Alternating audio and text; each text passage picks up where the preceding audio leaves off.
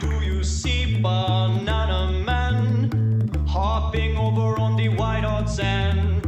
Here he come with some for me, freshly taken from banana tree. Banana Man, me want a done. Give me double at the bonus one. Give me more for all me friends. This banana flow never end. Do you want a banana? Peel it down and go. Do you want a banana? This banana for you. Tonight we dance around the flame. Then we get to play spirit game. Spirit names we shout out loud. Shake the thunder from the spirit cloud. All the songbirds in the tree chant a tune to let the spirits free. Then we see them in the night, spirits jumping by firelight. Do you want a banana? Peel it down and go. Do you want a banana? This banana for you.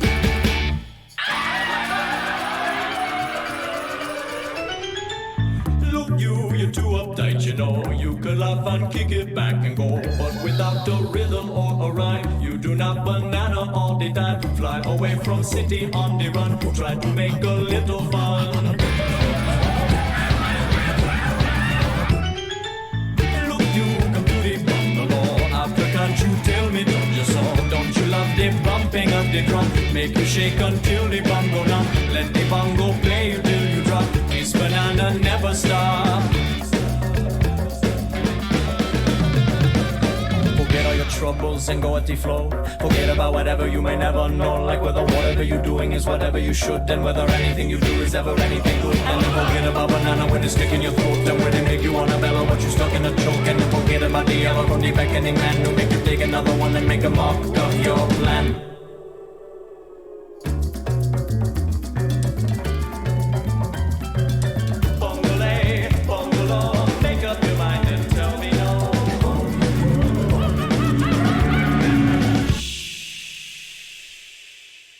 Well, it's 9 o'clock and it's getting dark and the sun is falling from the sky.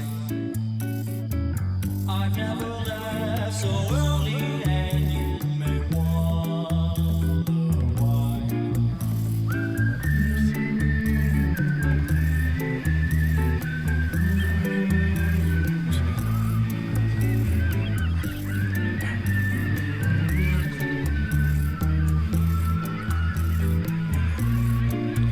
Tomorrow morning on the plane, no banana make you go insane. Floating back to busy town, no banana make you want to frown. Do you want a banana? Peel it down and go. Do you want a banana? This banana for you.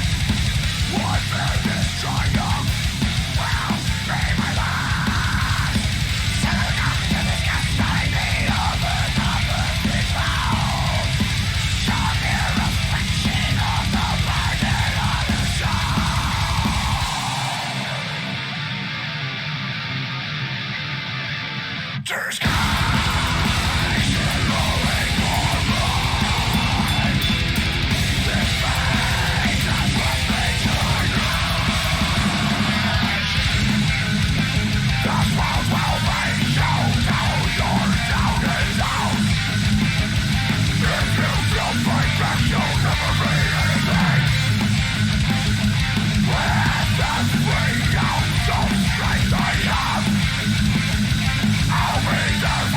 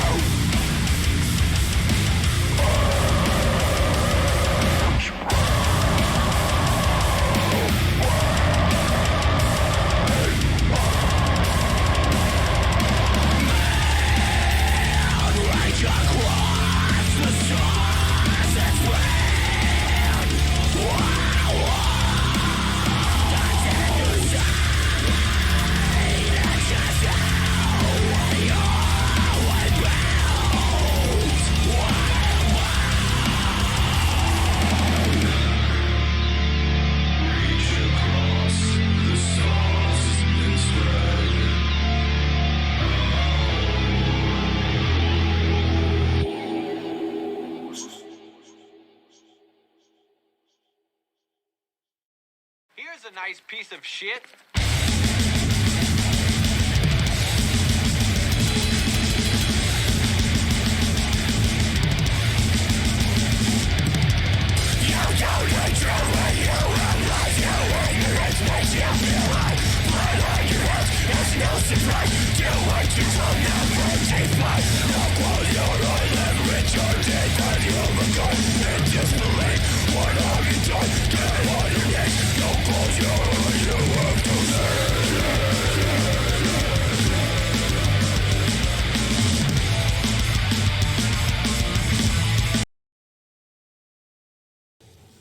Hello, everybody. It's your boy, natetrash. You know me. Well, if you don't know me, you're going to know me soon. Natetrash. I'm joined today with, as always, my partner in crime, Ryan Obscure. And one of my other sweet boys that I usually only get to see during the summer. If you've been out to any of the festivals, Pilly, thanks for jumping in, buddy. If you've been out to any of the festivals, Decimate, Loud as Hell, Armstrong, you've seen this man running the board, and he's a sweet treat, and we love him to pieces. So today's guest is Tyson Travnik, and we're going to be talking about ridiculous band names. We're going to be talking about the ups and downs of festivals, and we're going to be talking about his experiences from where he started out to where he is now. So thank you guys so much for joining me. Let's jump into this. Yeah, my pleasure, guys. Fucking rights, Tyson. How's Edmonton? I hate the city, man. I hate all cities, but there's nothing wrong with Edmonton in general. It's just, I just in 1 year we had our trailer broken into and my truck got broken into, so that alone says it. So Yeah, yeah, is what it is. word up, man. Fucking rights. Yeah. How have you been in Edmonton the whole time? No. I grew up in Devon, and then I lived a few places around Edmonton in my 20s, and I lived in Millet for a few years, and now I'm back I'm in Edmonton for the last year or so. But we're in the spring, summer, we're definitely like spitballing the idea of looking for an acreage a little farther south in Edmonton. But yeah, No, that's a lie. You're gaining. What you're gonna do is you're gonna live like a fucking hobo for the next year, and then you're gonna move to BC. I've seen it. I know. I'm okay with that. I saw all your That's sneaky the ultimate Facebook goal, comments. is, like, to buy in BC at some point. But yeah, I've seen all your sneaky Facebook comments, Tyson. that's right. I stalk you.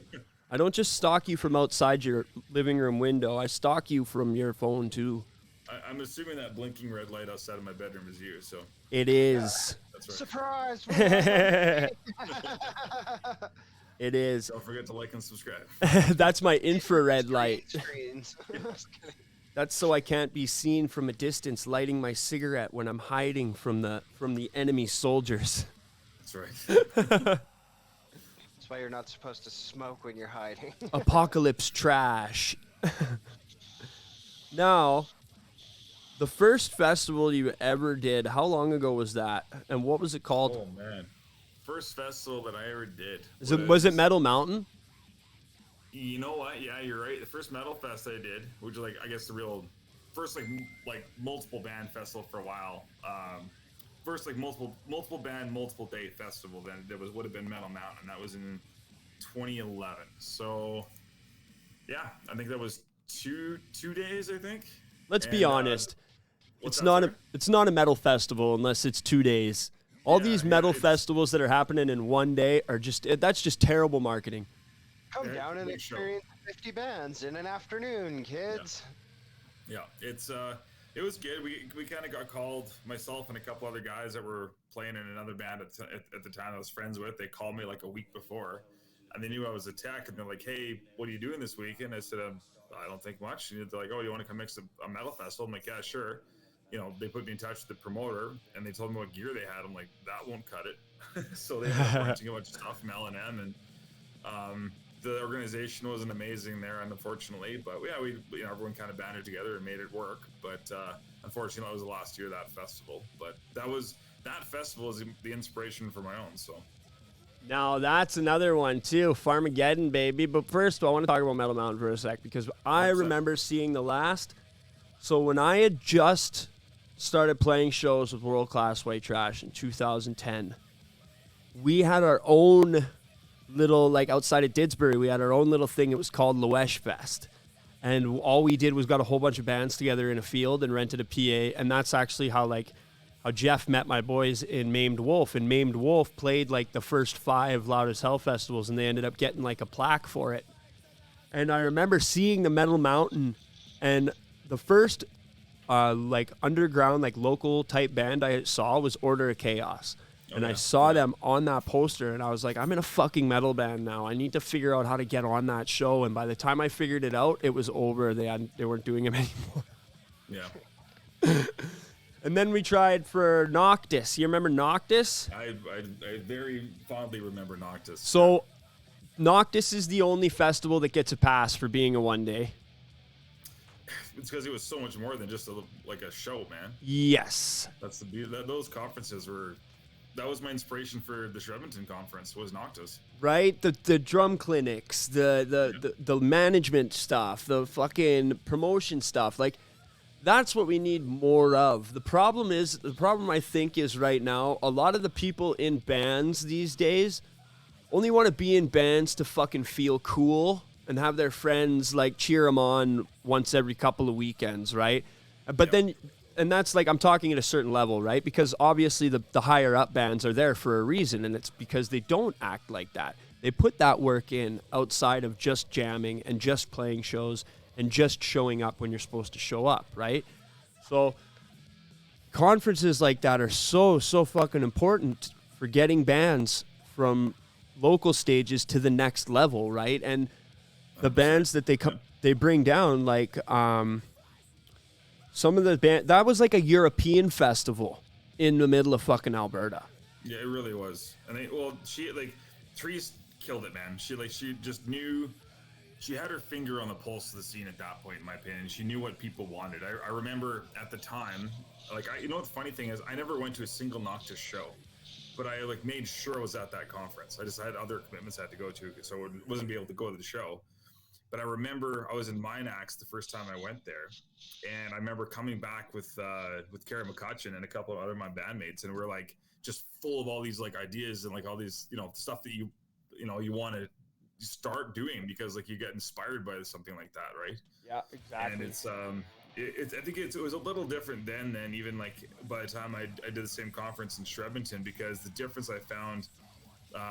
I don't think the Shreventon one was quite the caliber of what Noctis was, but I noticed that at least the first one I had, the people that actually came to watch it were people that you already knew were in serious bands.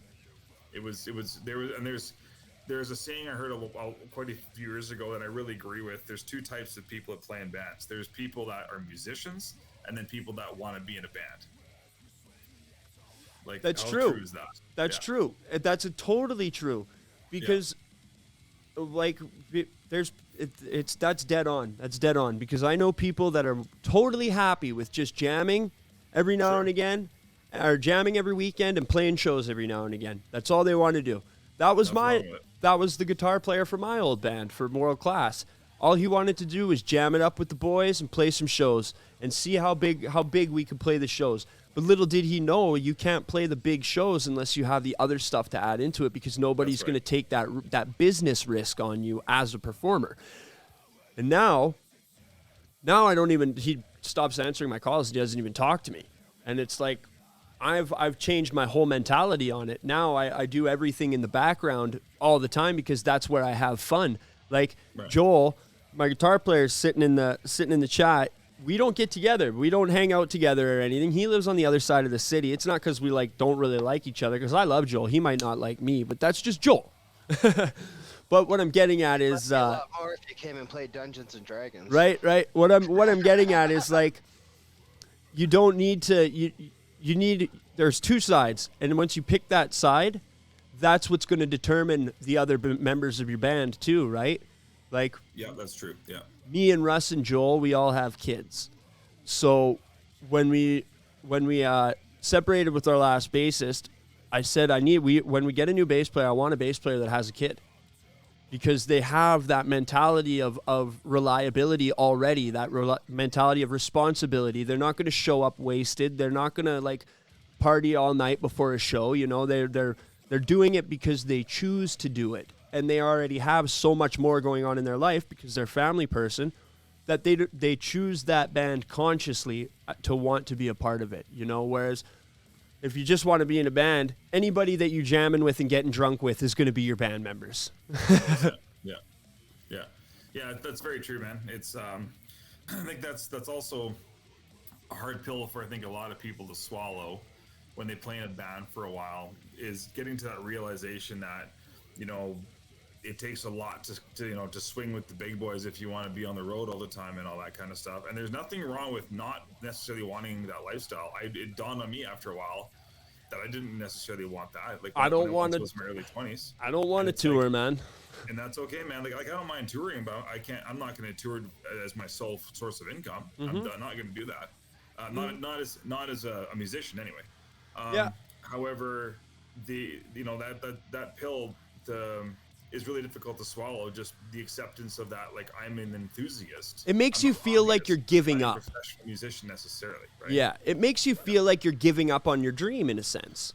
You know, sort of, yeah. When really you're just re-sculpting your dream to actually 100%. fit the personality that you have now. You know, and that's like, I love the back end stuff. Nothing gets me more stoked than finding a new band who doesn't really know anything, but is super excited to learn all of it. Same. And is super pumped to play some shows and is super stoked to listen to any criticisms you have and be like, thank you so much. I'm definitely going to start doing that. You know, I love that. That gets me fucking pumped more than playing any show ever did. That's why I started all of this.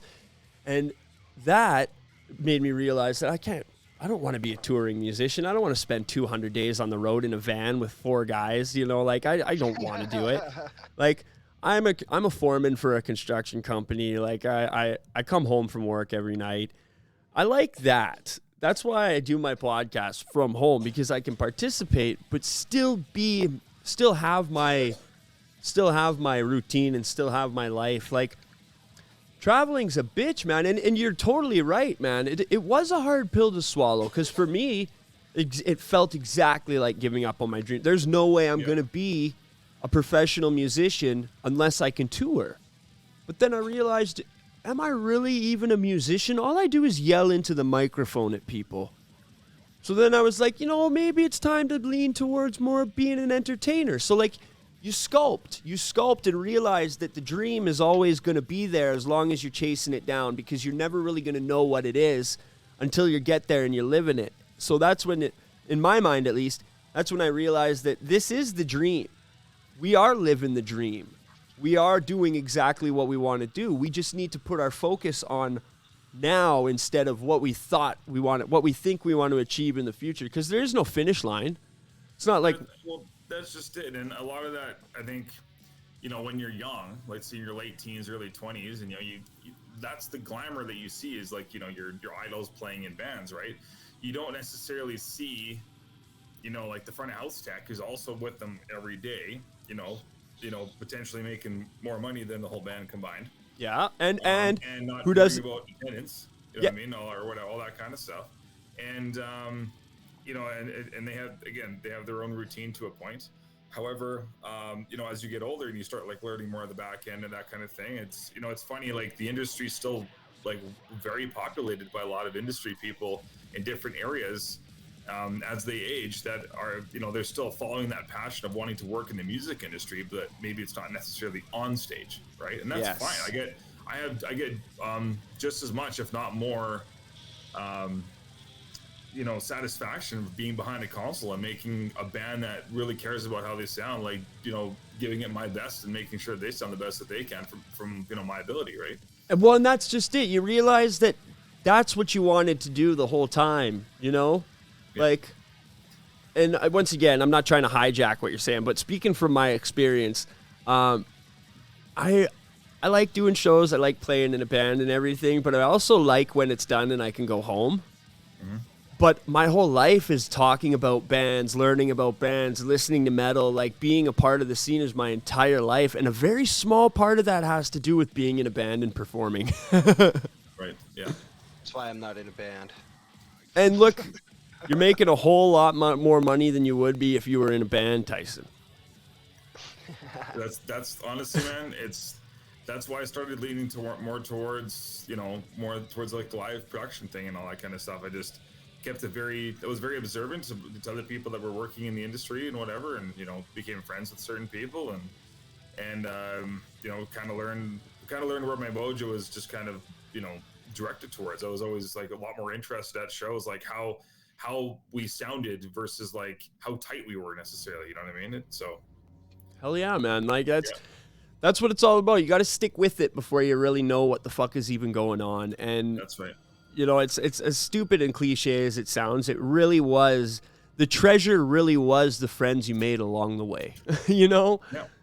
Those don't go away, man. I knew that me and you were friends the second you let me borrow some of your gaff tape. That wasn't even. It was off of a fresh roll. It still had the little notches on the end of it. I was like, oh my God. Everybody was like, oh yeah, I'll take that back to Tyson. I'm like, God damn, you will not. I will take this back to Tyson.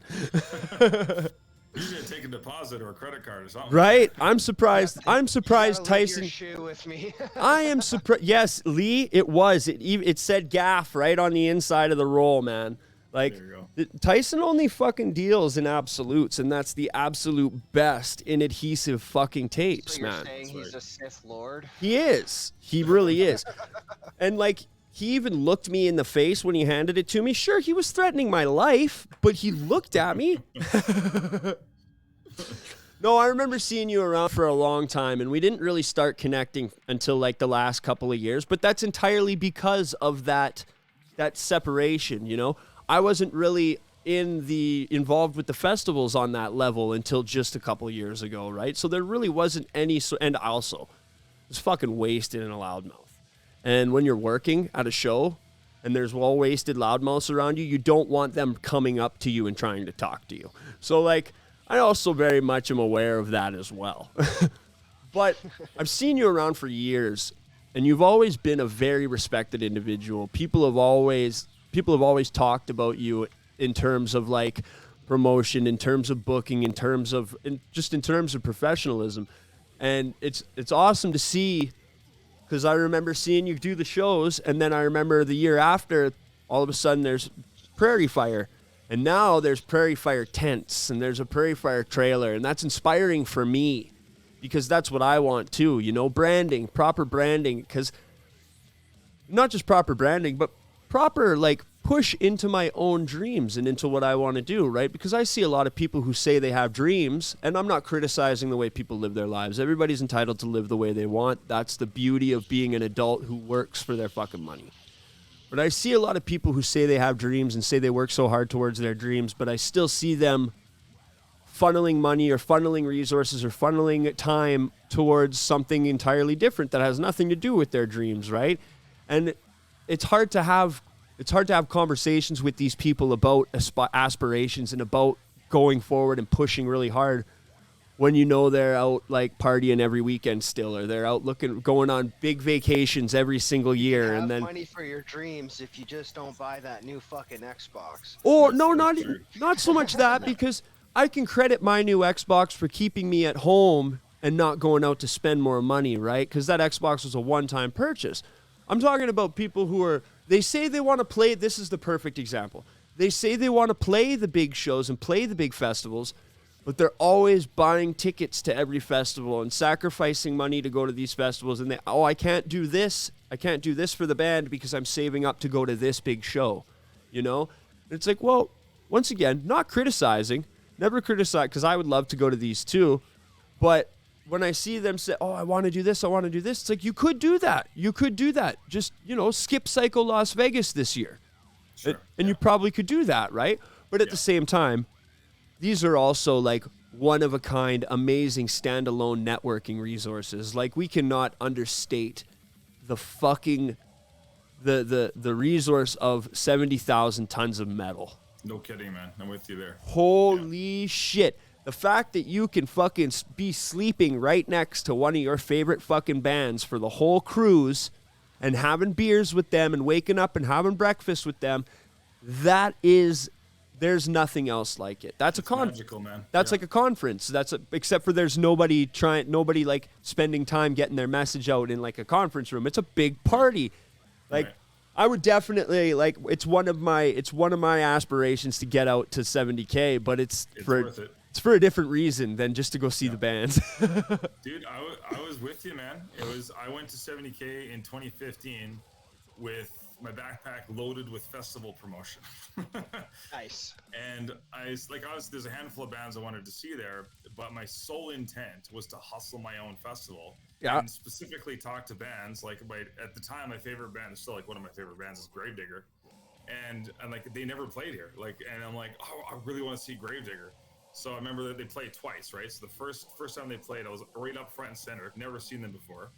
And then as soon as they played, I went up. It was fairly late. It was, I don't know, midnight or so.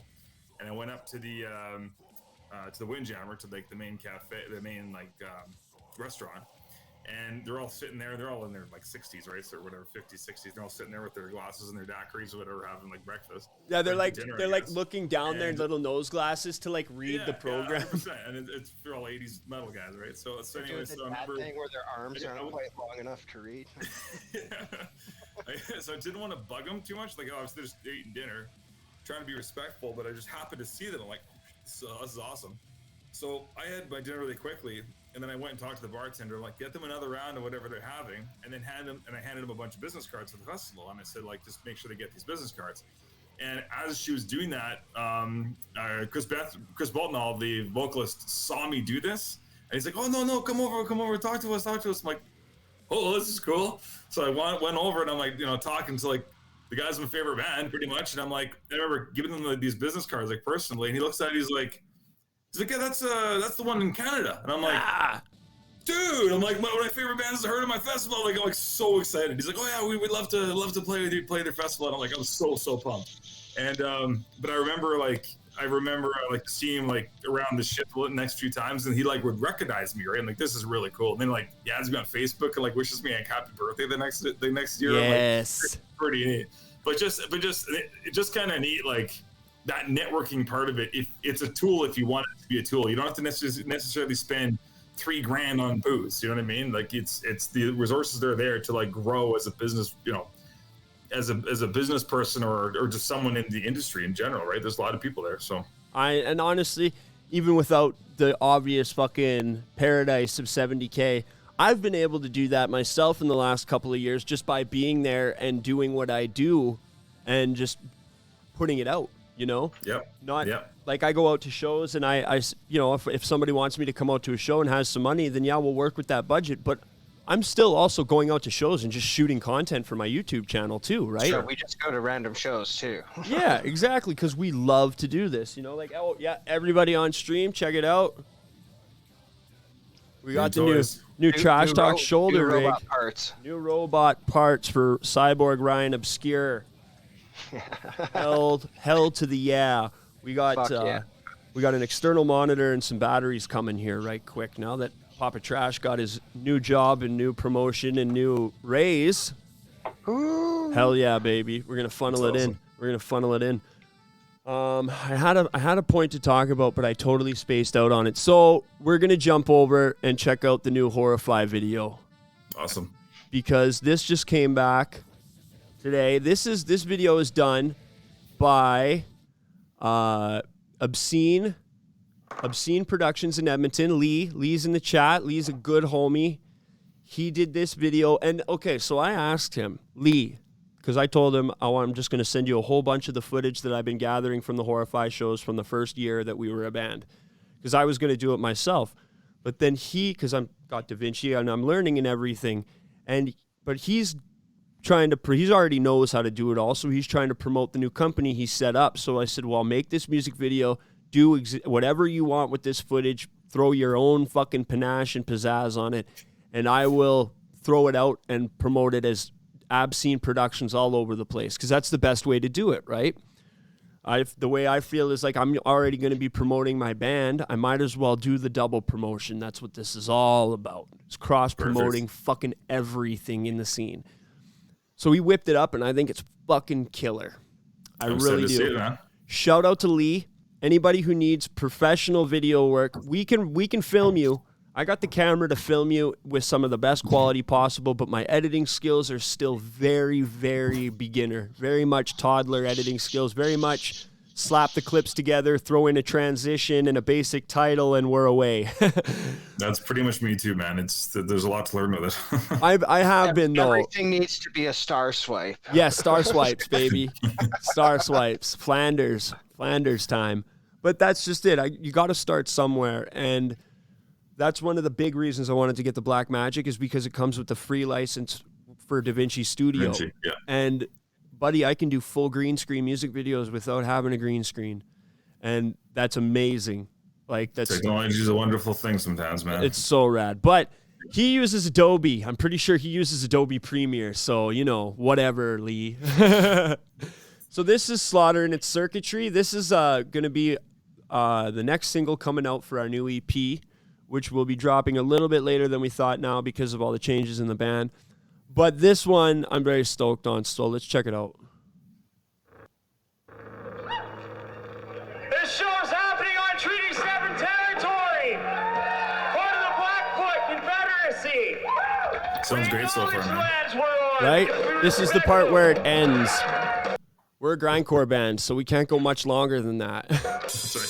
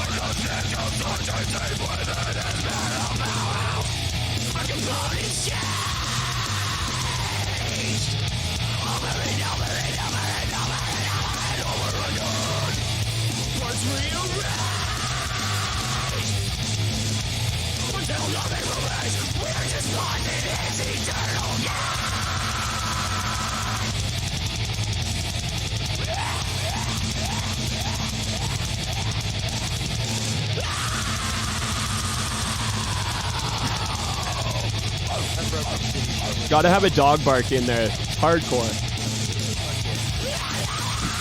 What are some of these bands? This is Broken City. That is David. This is Dickens. So there's three. Back to Broken City. There's three spots that are in here. This one, the black and white, was the kickoff party last year for Loudest South. Great.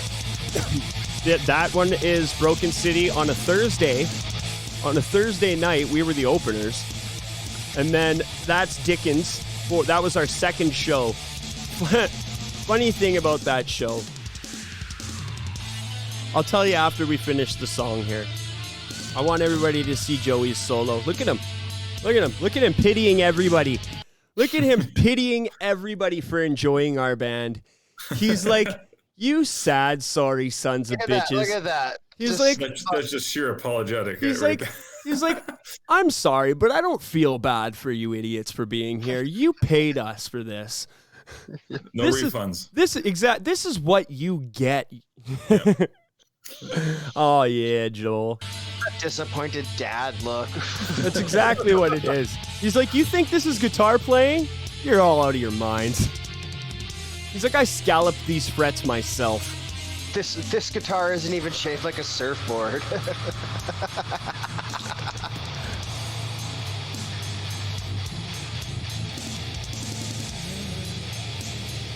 If that's not a backline kit, you guys are doing it the smart and easy way, where you guys can not spend 6 hours loading out. Russ, it's a minimalist kit for sure.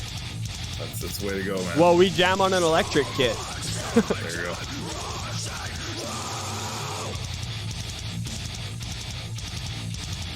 I think the reason that Horrify is experiencing like any form of what you might even call success is because we 1000% do this to have fun.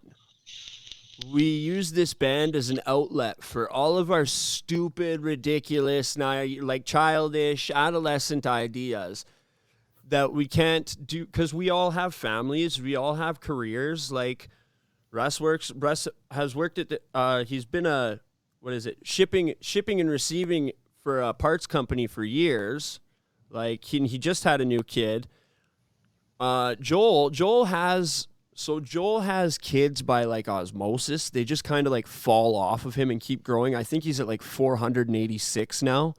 That's awesome. And then he steals some of them too. Just like, I guess he doesn't feel like he has enough. And then I have my daughter, and I have my job, and then I have the podcast, and I have the video shoots, and I have the extra family stuff too. And we do this as that outlet, so we don't ever take it seriously, because we don't ever want people to think that like, oh man, we don't want our friends to think that if they tell us that they don't like it, that we're going to get upset about it, because we want everybody to think it's ridiculous, because it is.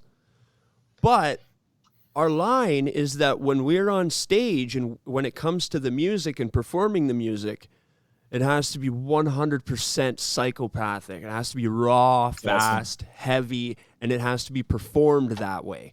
There might be a little bit of jostling around and cracking jokes, but there's no stopping.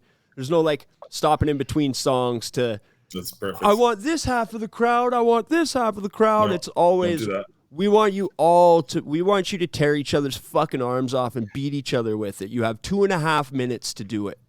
If anything, Nate's just going to be like, die for me. Die for me. Exactly. And then when we're done. There's nothing more confusing than seeing like a grindcore band or a death metal band or black metal band or whatever, like playing and then just stop. Momentum just completely goes away. Gone. Okay, try again. Yeah. And 25 minutes. That's awesome. Unless we have like our bit when we started, it was 25 minutes. If you want us to play a show, we have a razor sharp 25-minute set. And when sorry, Joel's just saying he wants half of the crowd to go to Denny's and get a Xbox, and this half of the crowd to speedrun Donkey Kong Country. That's awesome. What the fuck is up, Denny's? We're on the Denny's side. Trashy awesome. Speedrun Donkey Kong. God damn it! I'm so fucking hungry. I haven't eaten in days. It's and the best thing is you can tell that you guys are having fun. You know what I mean? Like that's number one, man. I did the math a little while ago, and I've mixed, I don't know, just with bar bands and all that stuff included, like upwards of like 7,000 or 8,000 bands, and something like that, like random shot in the dark guess. And there's the ones that I remember the most aren't necessarily the most like skilled, or like there's some like most of my personal favorites, like as far as the bands go, like Avatar is incredible to work with. Oh hell yeah! The first time I ever worked with them was like I never even heard of them before, and I'm like, jaw just dropped. Like they've never processed a band. I thought it was the dumbest shit ever. Pocket. Right? I thought the name was the dumbest thing ever. I was like, a band called Avatar. Is there really not enough dumb multimedia, cross-media shit? It's been around since 01. And then I saw them, and I saw the costumes and shit.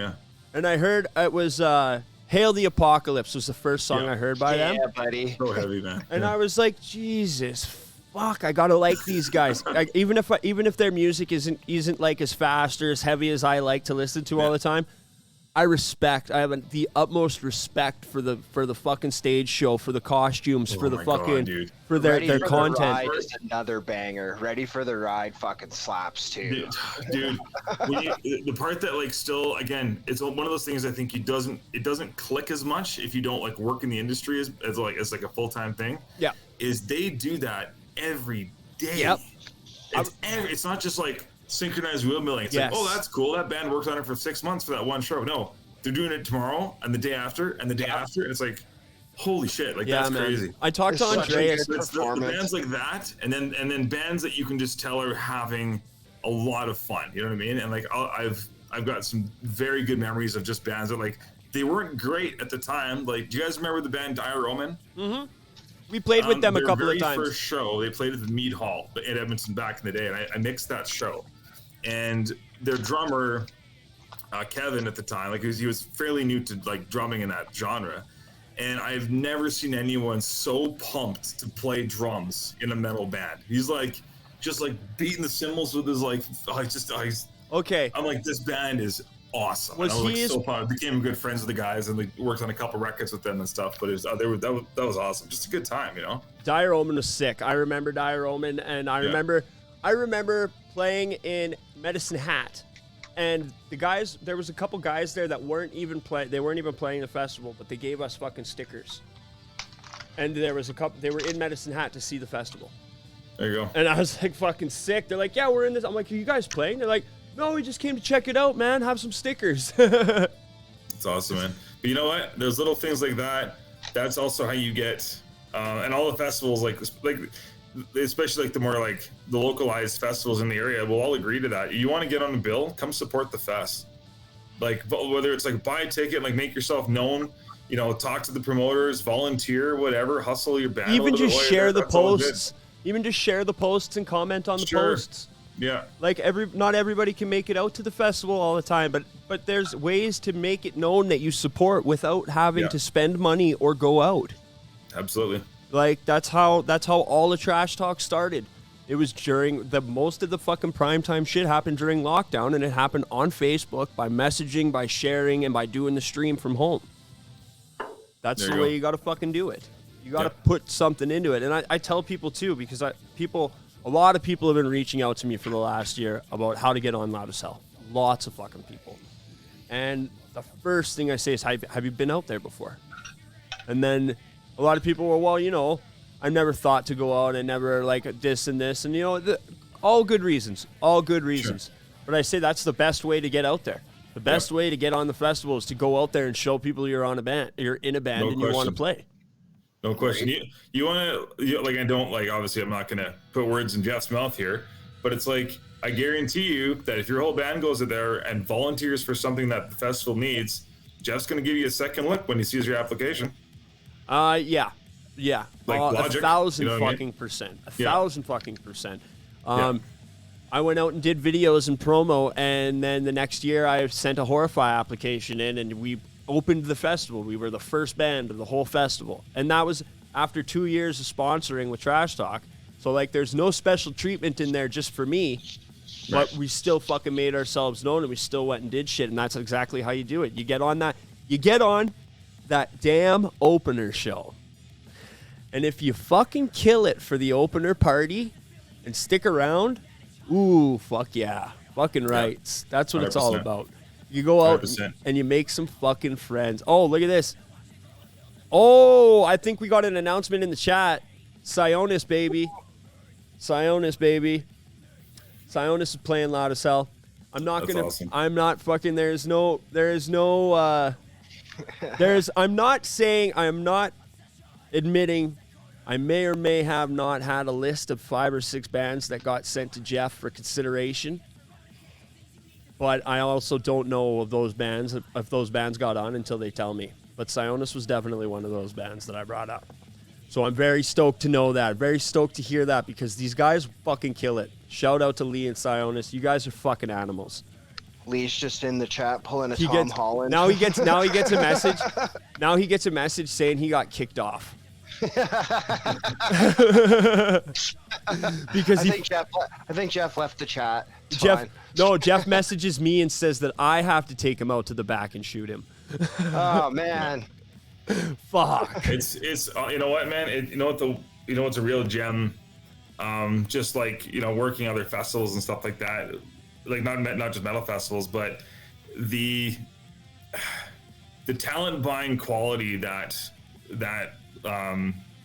like both Armstrong, Loud as Hell, and like really across like Western Canada, like the ones that we know, man, like we have a wealth of just good shit here, and it's like all like I don't know, I get my mind blown every year by like both Armstrong and Loud as Hell specifically, that like half the bands I'm like, I've only heard of a handful of these, and like my jaw drops at half of them. I'm like, where the fuck are you finding these, man? Like, that's sometimes not in those shoes. It's not an easy thing to do, man. They kill it every year. I love how you can say that with 2 different tones and mean 2 entirely different things.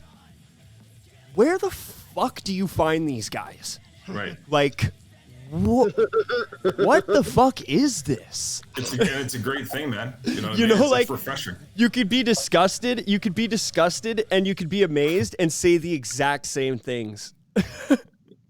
There's definitely bands I'm disgusted by. Like, horrify? What kind of garbage is this? Who the fuck gave Nate Trash a microphone to be in a band again? Well, I remember my first band. dope. Right? Weren't you guys? Didn't you guys have enough with his last fucking band? And now he's change the name, man. It doesn't work like that. now he's sobered up and acting like this. What the fuck?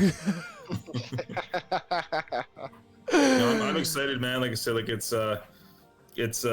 both those festivals are like our summer vacation, man. Like they're just, you know, it's like a big family reunion for everybody, obviously, but it's just you know, it's just fun. It is, man, and it's hard for me. It's difficult for me because I get a lot of people that I got a lot of bands that I want to see, and I know they're going to be killing it and they're going to be having wicked fucking sets. But unless that band can specifically come and get me out of the camp and bring me up to see their fucking band, I'm gonna miss it because and we're shooting interviews and all the homies are there. We're shooting interviews, we're getting content, we're doing our networking.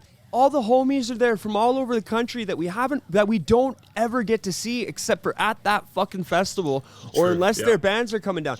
And if their bands are coming down, they're not going to be stopping if they're on a solid tour. They're not going to be stopping to have dinner and fucking schmooze and fucking hang out. Like, you might catch a dinner with them, but it's not going to be like it is at Loud as Hell, you know? It's not going to be following them back to their tent in the middle of the night and fucking hoping they got a beer for you until you can get to the liquor store the next day and then like, oh, you guys got apple sausage for food? Oh, yeah, man, I'll cook you one of those up tomorrow. Fuck yeah, man. All that shit is so, like, okay, here's a good one. Kellen from Flashback. They were camped on the other side of the road from the Trash Talk camp. And this was the day after all the tents blew down. So I'm out in the middle of the fucking morning sun and I'm cooking, but I got sausage. I need to cut up my summer sausage because that's my go-to. That's my protein snack for fucking running around doing interviews. It's almost like a drug all on its own. After you eat a couple pepperonis after a fucking night of running around before you go to bed, it's like, oh, you feel it wash over. But I needed a knife. Kellen's got his camping kit because Kellen is a van guy. He's part of the Vandits.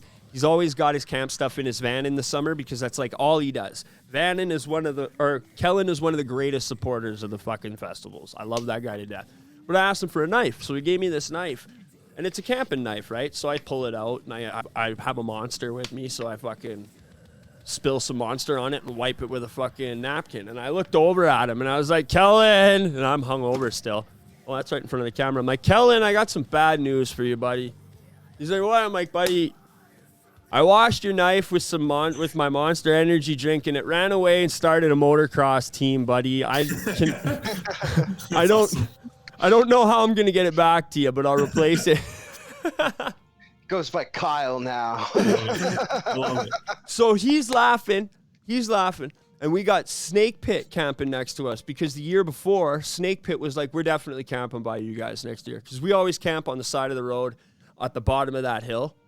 And then now we got a big trailer that we got like a 30-foot gooseneck that we bring in, and we're hopefully going to be trying to do some interviews in there this year because we got air conditioner in there and stuff.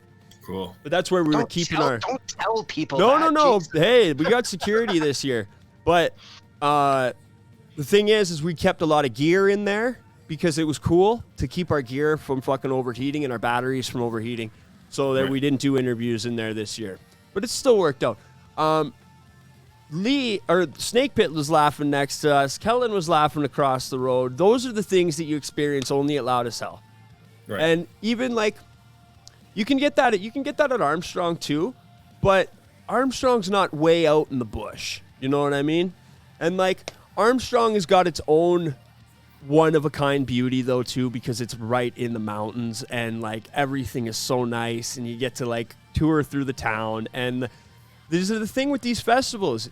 You might go to a big one in the States, but that's going to be like 30,000 people that you don't fucking know, and you're not getting in there with anything except for what you're fucking wearing and money. Right.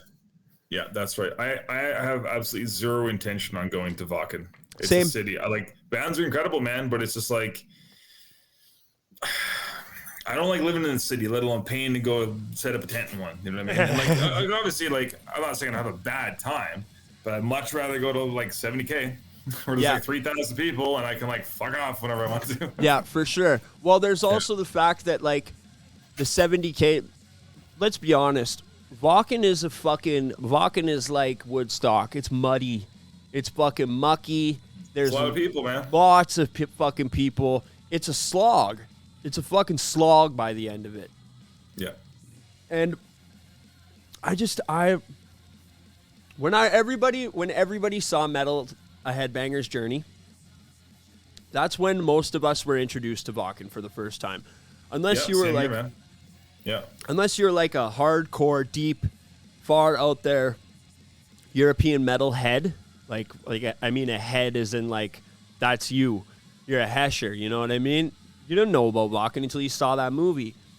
And people see that and they're like, yeah, that looks sick, but they don't. Sam says himself, like, he's like, I was hungover the next day and it was terrible. He says it right in the movie. And you look and it's fucking, it looks gross at some points, man. And it's not the festival's fault, man. It's just the nature of it. Anything like that is going to be like that. That's why a lot of those people go to that, though.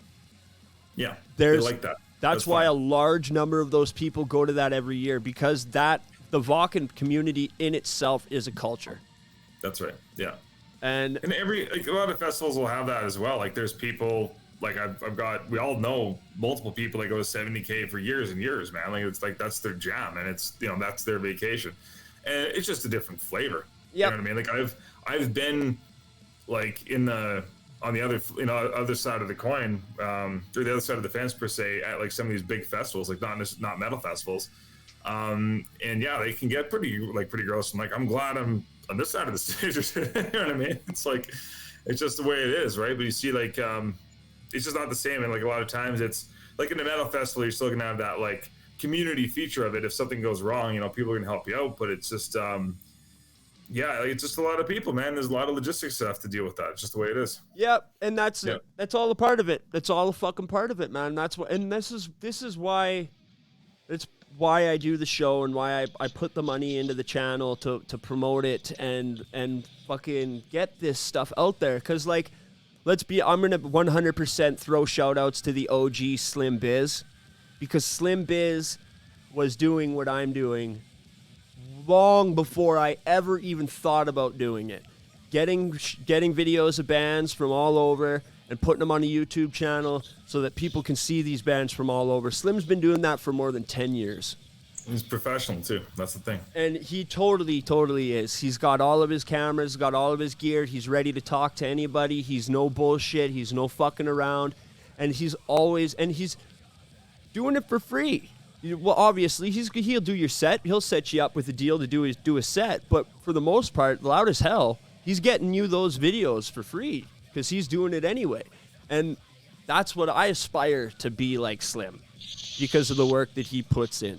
So I want everybody to go check out Slim Biz TV on YouTube after the stream and give it a subscribe.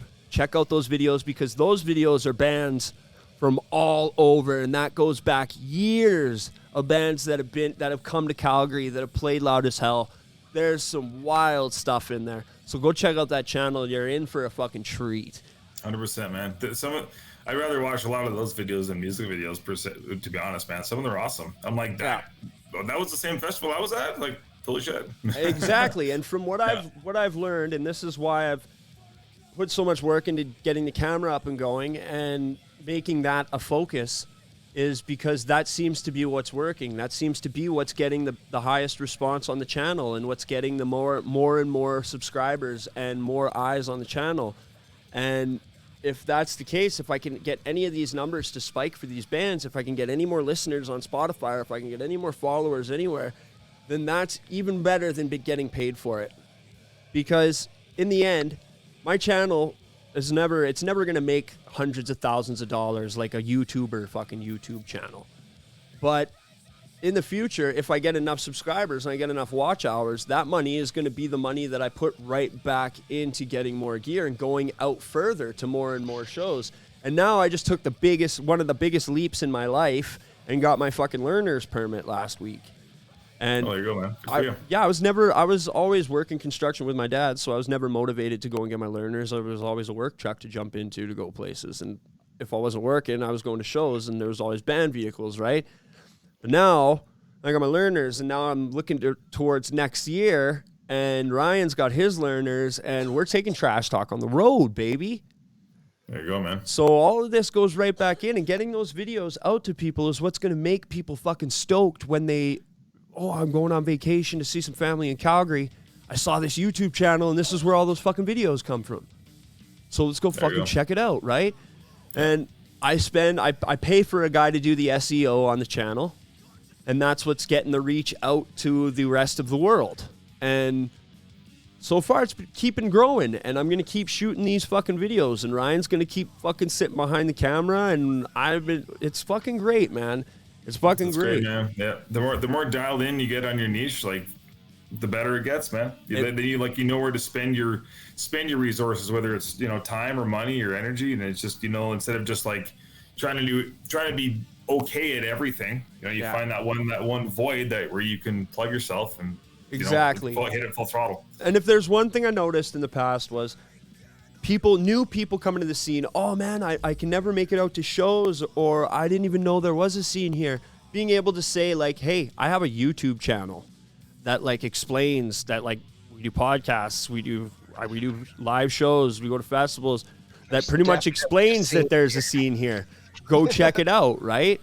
And to know that there's a resource for that now, and like I'm a part of building that makes me feel really fulfilled, and that makes me feel really satisfied, even going out, because I'm not getting fucking paid to go out and do every one of these, and I still love to go out and do it. So when people do ask how much I charge, it's like an extra little bit of icing on the cake, man, and it's that fulfillment. And I bet that was the same for you, like you started up Prairie Fire, and it started as like doing it with people and then all of a sudden, like we were talking before the cast, you get introduced to people that you didn't know that appreciate your work, and they want you to do more of it, and they want to give you value for the value that you give them, and that's the fucking success right there, man.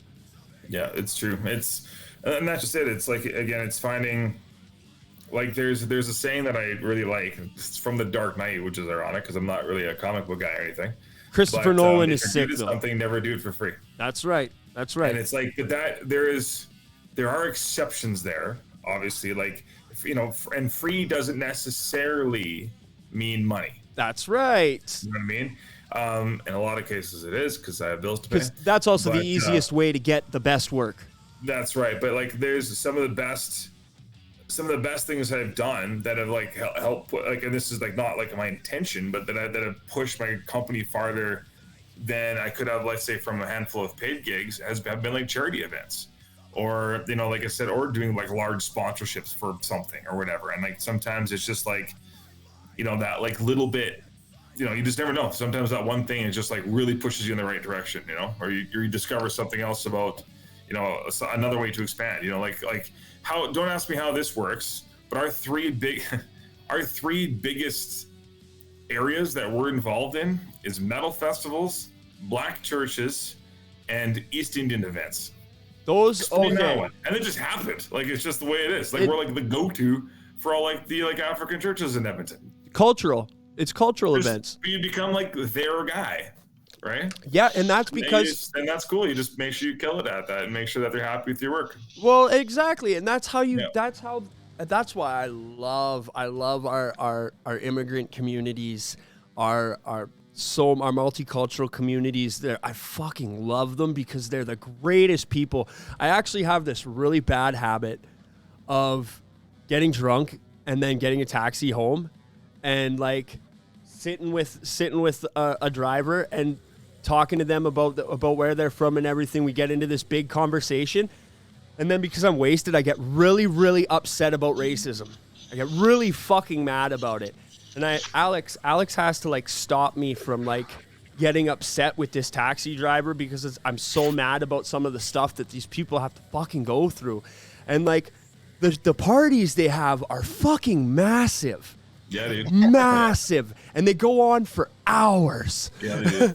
My friend, he plays in a Spanish like rock band, and he plays those events too for like Mexican festivals, Latino festivals. He even does them for Chinese New Year festivals and stuff. Like anybody who wants to book them, right? And then he says that these people fucking party.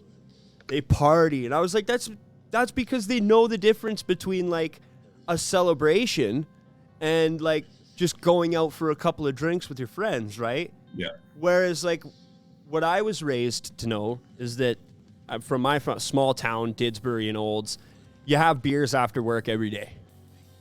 Yeah. So the celebration aspect of it is taken right out of it, right? You go to the bar at the end of the day on Friday because you got a couple extra bucks, so you go for a meal. And then that's the extent of going out. And that's like a big part of why I'm doing the Trash Talk showcases now, is because I want shows to be events again, to be actual celebratory events, not just something that's an option to do every weekend. Yeah. And I gotta say, man, the East Indian festivals, they pop the fuck off and they party harder than any of the metalheads that I've partied with. Dude, I don't know if you've ever seen any of the videos that I posted, but we've done the Navrati Festival for the last 6 years or 7 years or whatever it is. There's 5,000 people. This year we did it in the Butter Dome at the U of A, and then all three halls together at the Shaw. And they start around 5, 6 o'clock, and it goes till 2 a.m. All ages, totally dry, and everyone is like, they're all wearing all their like traditional like outfits, and they're all dancing constantly. Like it just doesn't stop. And these bands, this is just so wild, man. They've had bands in the past where they're playing 2-3 days straight, and it's all like fast. And like they're like, guys are coming up to me like after they take like a piss break after like 3 hours, and they like slam some rider and they go back up and they play again. And there's guys that are like, they're all like, coming up like, oh, do you have any tape? And I like pull like some spike tape and some like, E-tape. And the guy's sitting there with E-tape, like rapping is like, because they're bleeding everywhere. Like, keeps going. I'm like, I don't know. I've never seen a metal drummer do that. No, ever. okay. Like, it puts them all to shame. It's like, man, I've played like death metal shows, whatever, for an hour and a half, maybe a couple hours, if I'm lucky. It's like, not 3 days at like 8 hours a shot. Right? Exactly. Crazy, exactly. Like, so my old drummer, Andy, he used to bleed every time he played, but that's because he didn't know how to level his snare properly. And he that was it. I was guilty of that when I was younger. Yeah, so he would hit this knuckle every time we played. Yep. And it got to the point where he could barely bend his finger. And I was like, buddy, you're going to hit that on the rim one day and it's just going to fall off. Oh, you've got nothing. There's nothing holding that. Your scar tissue has grown right between that joint now. It's only connected by leather. Oh, man. Ooh, that would be a good band name, Connected by Leather. Speaking of good band names, Ryan, you have yourself a list of band names, don't you? So a little while ago, I had an idea of Ryan to make up. Ryan is a band name champion. And I had an idea for him to just, when we're streaming, to just think up random band names and jot them down, because I had an idea for a topic for this, because this is a very prevalent thing in the metal world, and it's fucking band names. I myself am in a band with a fucking stupid, ridiculous name. And like, that was how the band started, was me rambling behind the bar about, yeah, man, I'm going to start a metal band. It's going to be called Horrify, but it's going to be with a W because it's a fucking edgy metal band. That's right. We're clever. Shit, I should have called it Clever. Fuck. With a K. It has to be the K. Oh, fuck. Yeah. Fucking Hole of Lies. So I'm trying to find my list. Another one was I was supposed to do an interview with the singer of Sanguizugabog. Oh, cool. And I wasn't able to. I had it booked on Friday, but my new position at work, being a foreman now, I can't just be like, yeah, I'm out of here, goodbye. I kind of have to make sure that the day's work gets fucking done. And it's okay, though. Those are adult decisions you got to make. That's growth in life and blah, blah, blah. But it sucked not being able to do the interview because I like the band. The band is fucking deadly. But their name is fucking ridiculous. And their logo is fucking ridiculous. And people were making fun of the name and asking about the name when I was making posts about it. So I was like, yeah, they're looking at the logo too. They're like, what the fuck kind of logo is this? I was like, okay, so here's the thing about band logos, and I bet you can attest to this too. You don't try and read the band logo when it comes to intense metal bands. You have to memorize the shape. You're correct. There's my favorite exception, but I'll get there. Yeah. So, and there's a big part of this with 80s bands too. It's usually a chrome color scheme on their logo and really sharp and like heavy lines, right? Right. Now, what's your exception here? Party Cannon. That's all, but that's the same thing, though. Genius. Party Cannon's logo still hits that fucking poster the same way it hits every other poster and I can guarantee it's because they have a brand standards package that goes along with their press kit.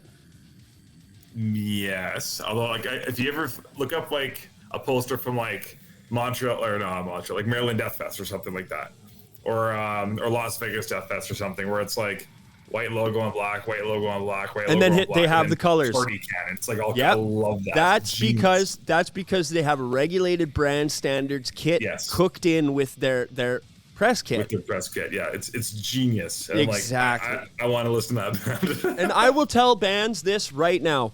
As being somebody who's worked very closely with someone who runs a merch company, shout out to South Prairie T-shirts. The new website is banging. Get on there and check it out and place an order because it makes it so much easier now than just connecting with me and going back and forth in email. Go hit up the website. You can still hit me up for orders, but go check out that website first. Now, my sister, she runs a store in Sylvan Lake called Party Chef. She wanted to get a flag from us and get some stuff from us, so she sent the brand standards package. I saw it, and it had all of the ways that you can use the logo, and it listed all the ways that you're not allowed to change the logo, and it listed all the specific colors that you need to use for the logo, and it had all their little codes and their palettes and everything, and it said you're allowed to do this. You can expand this logo to this amount. If you can't, if you try to use it for this, you need to use this logo, and it had all of that listed in this little booklet, and I was worried. I was like, okay, what if this is too much to handle for us? Like this is confusing to me. But I gave it to Reed, and he was so relieved. He was so stoked. He's like, you don't even know how much like back and forth this removes from the whole order. 100%, man. It's a template, yeah. So bands, get together. If you have logos, you got artwork, and you have a color scheme for a release or for any sort of like campaign that you're doing for press, develop a brand standards package to go with it. If you don't know what that is, fucking Google it. Fucking Google it, find a template, and start fucking filling out those check boxes and get your shit right. It will save you so much time with ordering from everywhere, and I can guarantee it'll get you a step up on the ladder of respect as well. 100%. Horrify will definitely not be doing a brand standards package, because if we get any more respect than we already have, we're going to have to dissolve the band, because it's going to be too ironic for even us to handle. That's awesome. Oh, we probably will, but we're working on that. We have new artwork coming. We got a new logo coming. If you have the ability to do it, link it with your EPK. Make it a one-shot download done. Here's another thing too. So I've been doing some research and doing my own tests with the band and with the show. EPKs, unless requested, do not need to be sent. You do not need to send an EPK unless they ask for it, because 9 times out of 10, they're not going to click on the link. Because any of that information they can find on your socials pages and through any of your... and they'll ask you for specifics. Now, Tyson, what do you think about this? I think yes and no. Okay. Just from wearing different hats at different times, you are right in certain circumstances for sure, but it really depends on who's shopping you. If you are applying for a festival and you have, again, it also depends on the depth of your EPK. They don't give a shit where you were born. Yeah. But for example, like in any EPKs I've put together for any of my bands, there would be a Google download link for a logo, like multiple logos, for a tech rider, for a hospitality rider. It's all there.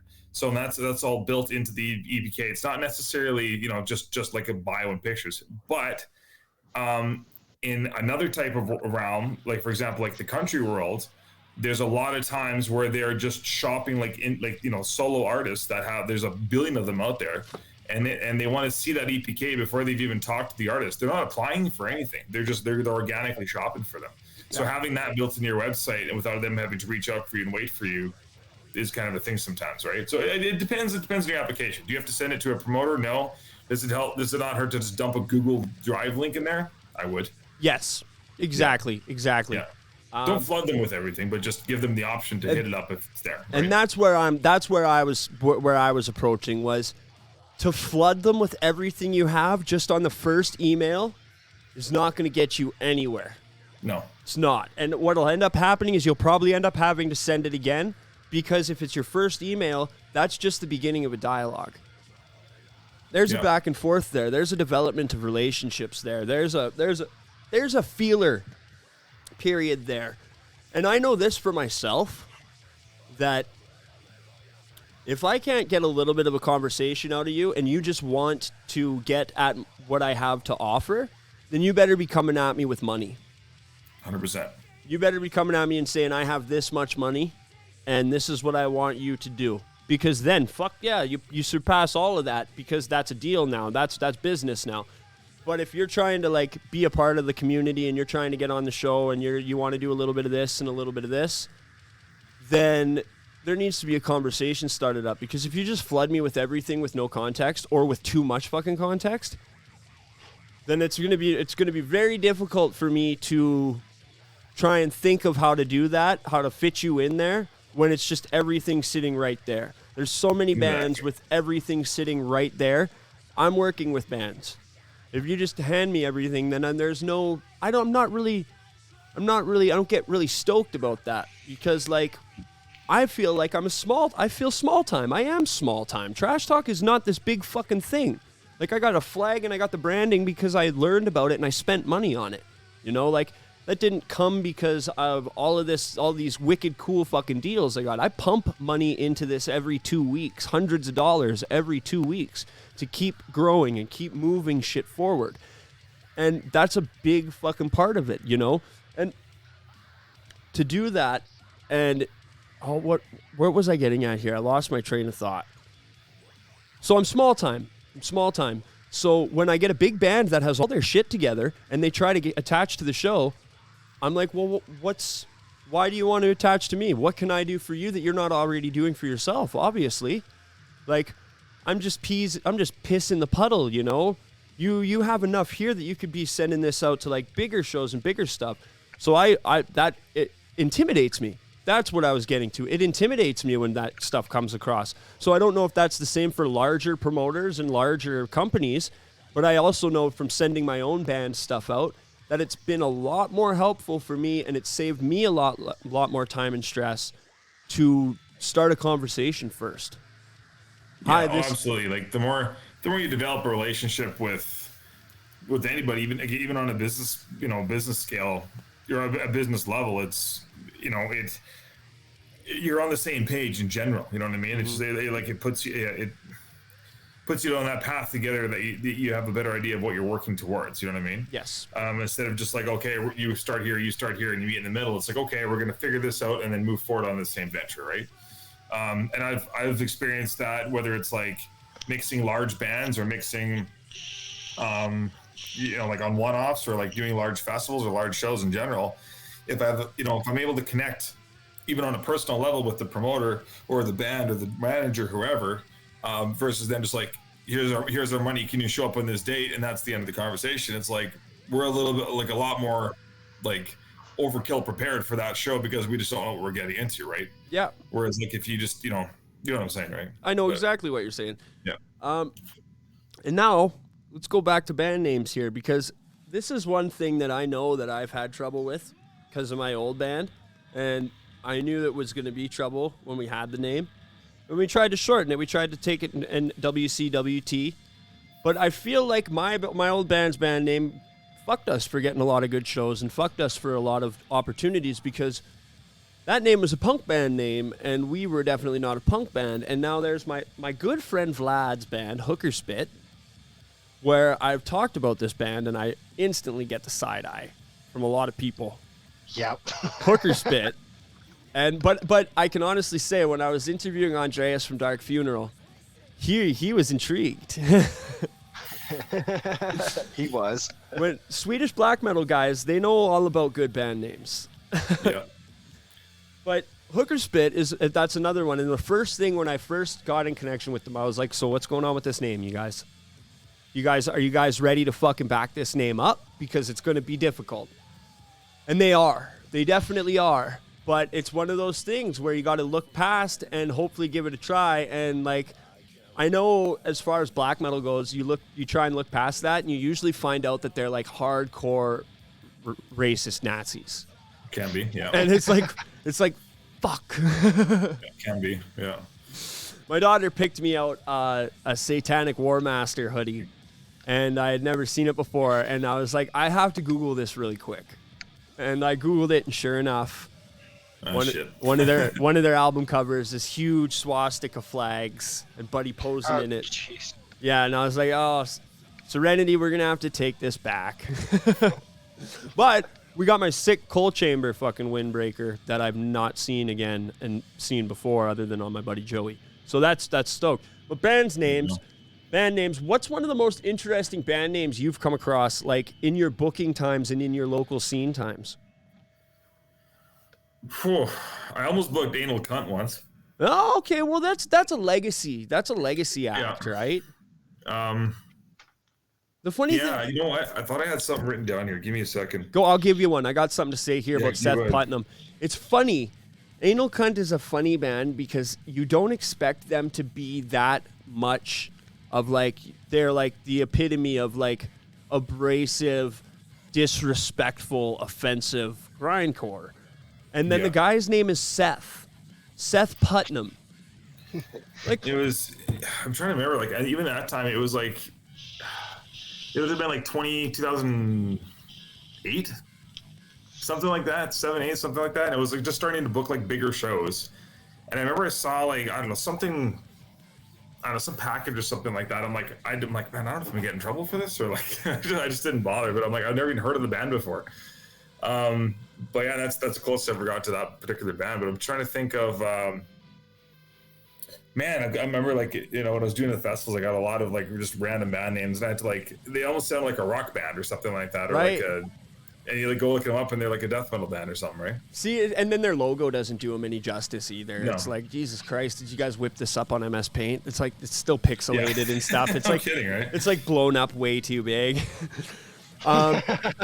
Another good one is this one just popped up too in Edmonton. They're called Deep Fried in Mucus. It's funny. I'm friends with a couple guys in the band, and I specifically want to tell them that their band name is dumb. Yes, but I've heard some of their pre-pro stuff, and it's fucking awesome. Fuck. I'm actually like, I'm like a hard guy to please with that stuff, and I'm actually like pretty excited about it. It's pretty awesome. Cocksucker, because I get so bored with overly cheesy band names, and I know for a fact that is like totally chop blocking my reach and like my ability to really engage. And like I can't remember his name. Kyle Campbell, Ian Campbell, big guy with the big gauged earlobes, one of the nicest dudes ever. I guess he's doing vocals for that band. Okay. And I'm super pumped for him because I've hung out with him a couple of times, and he's just so rad to hang with. He's super stoked to see everyone. He's a super wholesome and lovable dude. That's awesome. And wholesome and lovable dudes are the ones that you really want to see interrogate and instigate like horrific acts of domestic terrorism during 3-minute songs. You know what I mean? That's like, I'm okay. Maybe I was a little bit too spicy on the way I described that, but you know what I mean, right? Yeah. And like, so there was picture posted of this guy and hardcore bands. We're gonna get into hardcore bands because some of them got some fucking names too, man. Yeah, they do. Yeah. So I saw a picture of this guy, and he showed up to a hardcore show in what looked like a hungover, Better Call Saul, like mall lawyer's suit, and they're like, "This is how you show up to the hardcore show," and I was like, that scares me. I hope that they are selling body bags at the fucking merch booth. Because if that guy's wearing the shoes, and then I commented that, and then I was like, look at his fucking shoes. You are all gonna fucking die. Like somebody is going into a coma and not coming out until these bands are not bands anymore. Like too good, man. So hardcore bands. Could be 10 years, could be next week. Who knows? Now, I like hardcore bands because you will never see a swear word in the name of a hardcore band. That turns them into like a grindcore or a beatdown band, right? Right, yeah, 100%. So, and then you got punk band or something. yeah, and then you got straight edge. You got the straight edge bands in there too that are doing a little bit of all of it mixed in, but like with nothing, right? So they're doing it with like no sort of like booze or partying or like raised in a hard family or anything. They're just like fucking ready to go. And I don't know where those people are bred from. I don't know what culture or society that they come from. I don't know what planet they originate from. I'm pretty sure that they are just that it's just a glitch in the matrix here in the simulation, and they just kind of like zap it. You know when you email something and you get that packet loss? I'm pretty sure that's what that comes from. It's even heavier music, but they're not sure why. Yeah, it's insane fucking music, and they got tattoos all over their fucking bodies. Yeah, and they're just like, yeah, man, my family is great. Actually, I have 2 gay dads and I have 2 lesbian moms, and you know we just are one big happy family, you know. And how are you doing? And whole face is just like ripped off. Yeah, you're kind of confused, yeah. Yeah, their tattoo is like their face hanging off, and their name is like Kenny or Henry. You know what I mean? One of their eyeballs is tattooed, and they're in a band called like Cold Shoulder. What you want, I guess, yeah.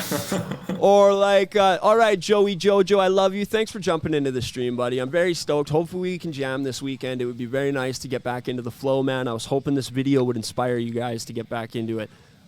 But so my hardcore band, if I ever start a hardcore band, I got the hardest fucking name ever. Orangutan prostitute. That is way, way too graphic. That is a grindcore band. See, that's a grindcore band. They all play this roughly the same kind of fucking music. They do. Yeah, the grindcore bands, it's easy to pick them out. Right? Especially when Nails came out and said they were a hardcore band. It's like, you guys are playing fucking grindcore, but okay, flow with it. Sure, yeah. Flow with it. So my band name is going to be capital X, capital no, lowercase x, capital thank, lowercase x, capital U, capital X, but Y-O-U. We don't spell shit with letters in hardcore. Get the fuck out of here. We read books. We spell the whole word, okay? Don't be dumb. So yeah, no thank you. Done. The hardest. The fucking... I'd watch it. And we show up. Everybody shows up to the show wearing bulletproof vests and like construction workers' gloves. And we've all got giant wrenches hanging out of our pockets. Perfect. Like the Spanner boys, the Spanny boy wrenches. Yeah. You know, like taking it back to the Lower East Side. Except for our drummer is going to be walking around with like a beautiful fucking like gardening trowel rake. I have a production suggestion to one up that. Okay. What you got? Make sure you wear your fall harnesses and you attach them to the truss. Holy fuck! And then do inspections before the show too.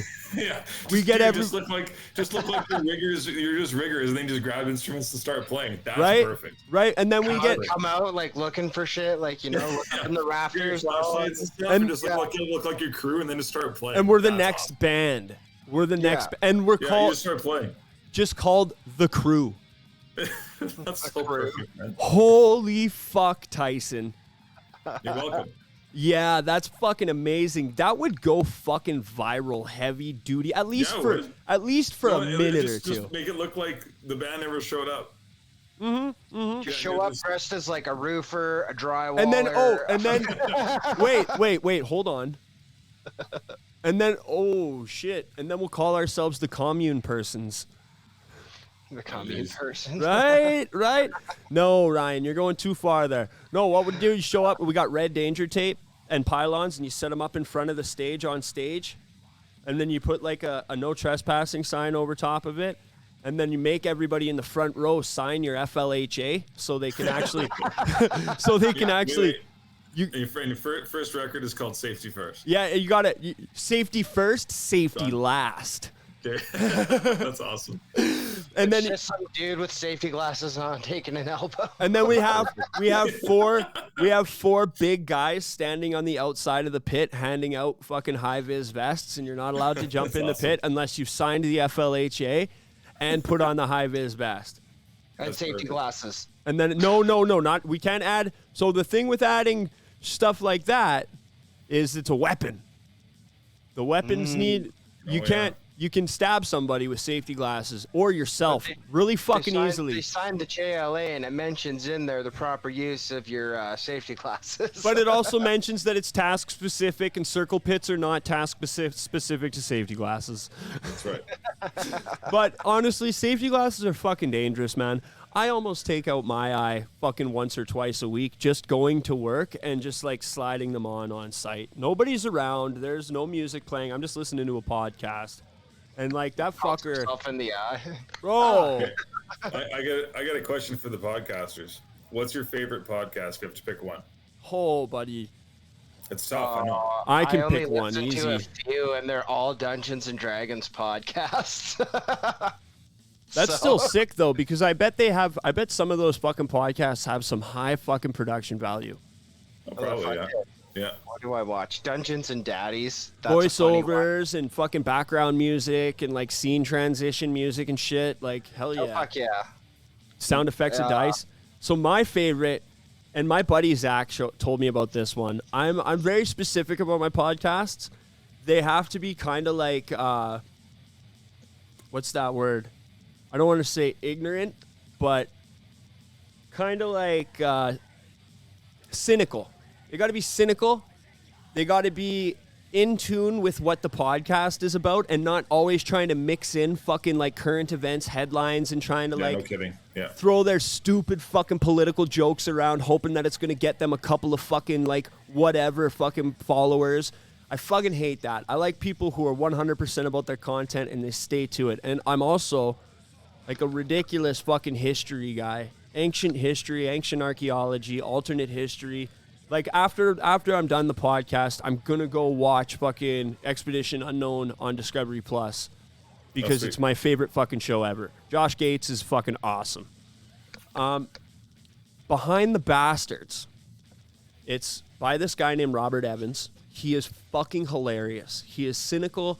He has fucking got some of the raunchiest, like not raunchy as in like gross, but like some of the most tongue-in-cheek fucking sideways jokes ever. Like he'll talk about Dilaudid, which is like a heavy-duty morphine painkiller, and he'll be like, "Oh, Dilaudid, I absolutely love Dilaudid," and he'll go off on a tirade about Dilaudid and telling people that if you can get some Dilaudid, it's great.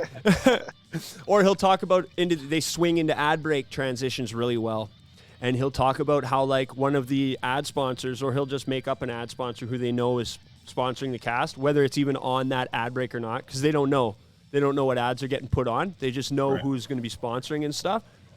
They'll talk about one of them having a child hunting island and how like the products and services are the child hunting island. And That's awesome. they're like, and they'll have it in the cutaways are perfect. The transitions are perfect. And the topics are, because it's Behind the Bastards, they pick horrible, horrible people from history. And Robert Evans is a journalist. He's actually like an old war journalist, and he worked for Cracked for a really long time. And he's been on the front lines of some of like the most brutal war zones and stuff. and the way he talks about cigarettes can definitely prove this. And that was one of their podcasts, was how cigarettes invented the world. And he digs in, and it's usually 2-part episodes. He'll bring a guest on, and what the guest is like a comedian from another podcast. And what he does is he writes a couple of articles, and he'll gather some information, and he'll do it as sort of like an explanation of like what he would write into an article. So they'll crack jokes, they'll like do some quotes from like biographies about these people. They'll do left wing, or they'll do like one side of the argument and the other side of the argument, and they just laugh about how stupid the whole thing is and how terrible these fucking people were. So one of the episodes, the episode I was listening to today, was talking about the first fitness influencer and how he doomed us all. And it was this guy from the early 1900s who had fucking he was raised as a sickly child because his parents were poor, and because everybody thought because his mom had tuberculosis, that because he was sickly and like so weak, that it wasn't because he was like starving and broke, it was because he had tuberculosis. So he became this like fitness freak. And in the early 1900s was a fitness freak. So this guy got put in jail because he had a fucking conference, a fitness conference, and the posters were men and women in bathing suits flexing their muscles. He got put in jail for 2 fucking years for that. Because of the council against vice, and it was like a church organization that stopped, and was to prevent any sort of people that came over from Victorian at times, and like anybody who came over from England to be in America didn't have to experience any of like the horrible shit that America did, you know, like it was pretty much the censorship agency, and they put him in fucking jail for it. But they coined this term, and it's the muscular Christians. And it's muscular Christianity. And it fucking cracks me up every time, because all I can think of is sexy Jesus and like sexy buff Jesus on the cross, right? Awesome. And like muscular Christians. And it's because of the early values of Christianity of like, you know, you have to work in God's service. You're not serving Jesus unless you're fucking working, and unless you're like you're building and you're creating and your hands are calloused. And if you're just going to church, that's not real Christianity. That's too soft, you know? Like, you got to be building the fucking church every Sunday before you go in it. But take it back down on Sunday night. Yeah. Yes, but Behind the Bastards is definitely my favorite podcast right now. I've been listening to it nonstop for months. I've gotten through almost all the fucking episodes now, and it is just so fucking ignorant in some places, and the host just does not care what anybody fucking thinks about his opinions. He's obviously a leftist, and I can consider myself left-leaning, but I do also have like conservative values too. I fucking appreciate a hard day's work is about as far as my conservative values go. Like, and that's just that pays your bills. Yeah, exactly. It allows us to have things. But the conservative values don't go far enough to judge people who don't want to work and who want to just like try and fuck the government, because I'm all about that too. Yeah. But it's just really well written. It's really well spoken. The episodes are short enough, and they're all the same length, and they're short enough to make you want to keep going for episodes. It's very, very, and it's part of a network. It's part of a network called Cool Zone Media that has lots of other fucking sick podcasts too, and they're iHeartRadio based. So yeah, fucking check it the fuck out. It's hilarious, and some of the jokes are amazing. The amount of times he tells kids to smoke cigarettes in the Cigarettes Invent the World one is fucking fantastic. And like, his producer is also the owner of Cool Zone Media. She's the one who runs all of the shows. And she'll be like, I'm going to have to get our editor to bleep that out. And it'll be after he'll be like, so do you know who doesn't want to kill people on their private island? Actually, beep, definitely does, because they have a private island. She'll be like, I'm going to have to get that bleeped out. And then they talk about how they had to stop mentioning a certain company having a child hunting island because they got emails from people that were customers of this fucking company asking about it. and then the company fucking dropped the ads off their show because people were messaging them about it. That's and like, crazy. they think it's fucking hilarious because it's a testament to their reach, right? Yeah. And they rip on Joe Rogan. In the fitness episode, he was like, I don't know why people think Joe Rogan looks healthy, but that's on them, I guess, because he's talking about how fitness influencers, I guess the stats are only 1 in 10 fitness influencers actually delivers like real, provable and fucking like knowledgeable information. Everybody else is just obviously posting shit for fucking views. Interesting. Well, that's where you get the Liver King, right?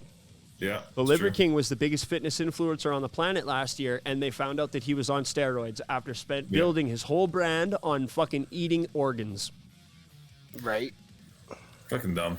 Right? Just, fucking dumb. There's some dumb people out there, man. Fucking dumb. Yeah. What's your favorite podcast, Tyson? Oof. I got a pretty solid pick, and I'm sure you guys have heard of it. I discovered this when Display Decay went to the States in 2018. We were on tour, and I was introduced to the last podcast on the left. And that is like my go-to for sure. I listen to that probably more than any other music, anything else. And it's like, they come out with new stuff every Friday. And it's like a lot of they're in 500 plus episodes now. And a lot of it's true crime stuff. I'm a big like serial killer buff and all that kind of shit too. So I find it super interesting. But they just did a 3-parter on like the troubled youth industry.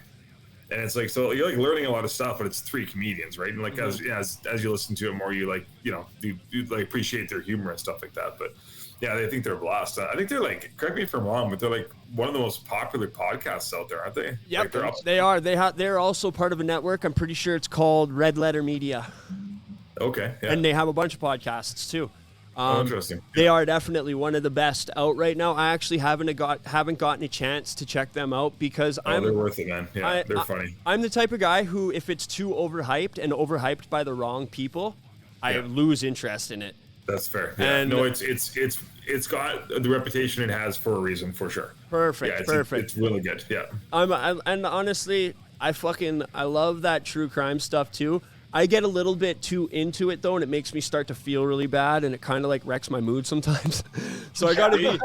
They do a good job of like even because they're like comedians, really dark right? Stuff, and they'll joke about certain things, but like they have a way to not be like distasteful about it necessarily, if that makes sense. Yeah, this is probably why they're as popular as they are, right? But, well, and I like Behind the Bastards because it does cover some terrifyingly dark shit, man. Like they talk about Oscar Dirlewanger and the fucking the Sonder Commando.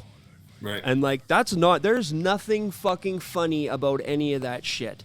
And because he's a journalist, but he's also a comedian too, but because he's a journalist, he goes into it as a journalist does, and he talks about some of the shit that they did, and it's fucking terrifying, man. The amount of Polish people that they killed in those massacres over and over again is fucking insane.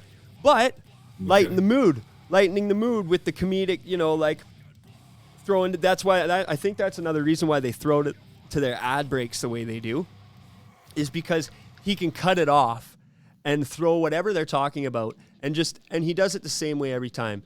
You know who doesn't, or you know who does do this horrifying thing that we're talking about? The products and service that sponsors this podcast, and that's his throwaway every time, and it's fucking hilarious every time. Or it's like weirdly dark, you know what I mean? And that's what lightens the mood. And I think that that's what's getting out all of this amazing content to people, is the fact that they're not just like trying to make people feel bad and take it super, super seriously. They're like, this is stuff that happens, and we're going to talk about it, and we're going to talk about it and have fun, because we have fun doing podcasts, right? Yeah. You can find humor in everything, and just the way you craft it, right? It's just, yeah. What's your favorite I'm one of episode? the worst people at a funeral, because when I get nervous, I start making jokes and like just won't stop talking.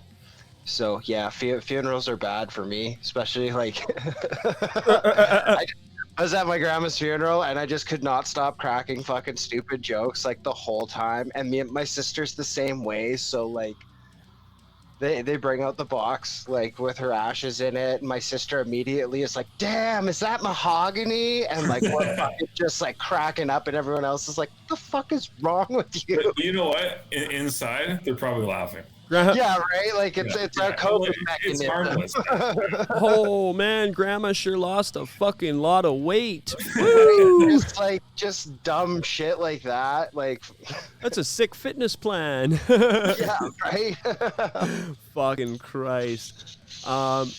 What's your favorite episode of Last Podcast on the Left? Oh man, Because I'm gonna check it out. I've listened to all of them except for maybe a handful of like they have like every once in a while they'll do one called like a relaxed fit episode, which is just like a lot of times they'll just like a couple of the guys will be reading like just like news articles from around whatever they're just dumb and they'll be making fun of it. But they've done all the main serial killers for sure. Yeah. But I do remember one that was absolutely fascinating. That was like because like I'm a big World War II buff. And I remember them doing one on Auschwitz, and they did it with like a 5 or 6 parter or something like that. It was crazy.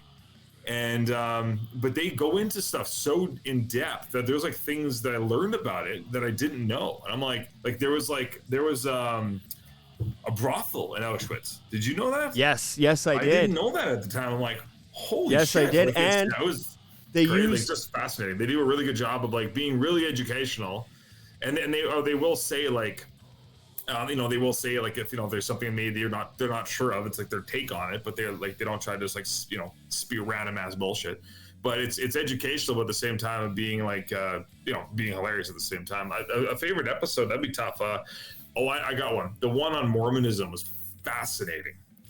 It was like 8 hours of like just about everything from the get go, and like you could tell the whole time they're like, okay, we're trying to hit this from a neutral position. And there's 2 atheists and a Satanist trying to do this. But it's too stupid. Yeah, but they get to a point where they're like, one of the guys keeps trying to be the devil's advocate. They're like, oh, you can't have whatever. They said they can't have like heated beverages or whatever. And he's like, what about hot chocolate? And they're like, I don't know. Like, they just don't have answers. It's pretty good, man. I would definitely recommend checking that out. It's pretty funny. If you're gonna check out Behind the Bastards, because you brought I'll up look at that, yeah. because you brought up the Mormonism one, check out the Scientology one. That would be good. Yeah. Also, the one about the czars and Christopher Columbus. Oh, that'd be good too. Yeah. Christopher Columbus is just a blithering fucking idiot. Like, I wouldn't know it. Holy fuck, is he the dumbest fuck ever? I'll have to check this out. And they just do it on audio. Like they don't have like he doesn't even. Yeah. They crack jokes about how his camera's broken because he doesn't turn on video. And I just imagine, I've seen pictures of this guy online, and I just imagine this like terribly scraggled and fucking depressed, bearded out, chain smoking bastard who's just like got cameras all around him, but none of them are on, and they all are covered by Post-it notes. That's awesome. And it's hilarious. He's fucking. It's a great fucking podcast, man. That's the beauty with audio in general, man. Yep. Fucking rights, man. But it's killing on YouTube too. Faceless creators are fucking killing it, man.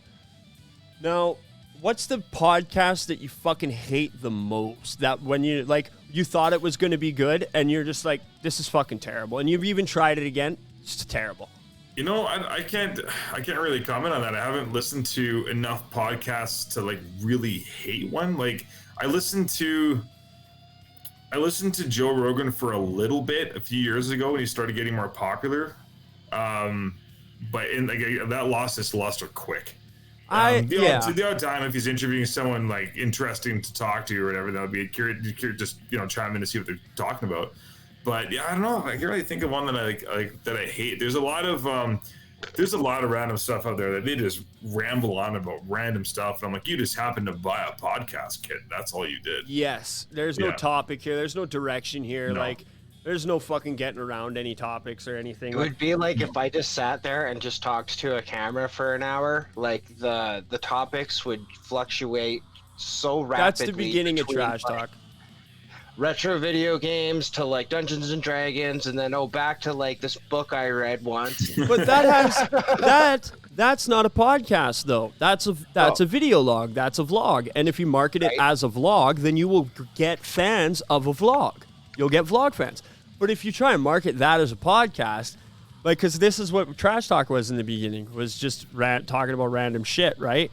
And now it's still talking about random shit, but now there's topics around it. I've actually gotten out enough so that people know that there's a basis around it, because you can't just say, I do a podcast about the local scene. They'll be like, local scene of what? Like local, what are you talking about?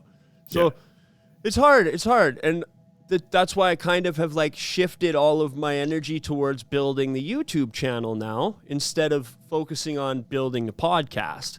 Because that way I can still call it a podcast, but don't have to try and be as rigid as the way that like good podcasters are who make money off of it. Because there's podcasters out there that do no fucking video at all. They release an episode a week and they're making 5 figures a month. Because it's good quality shit and it doesn't have like anything controversial.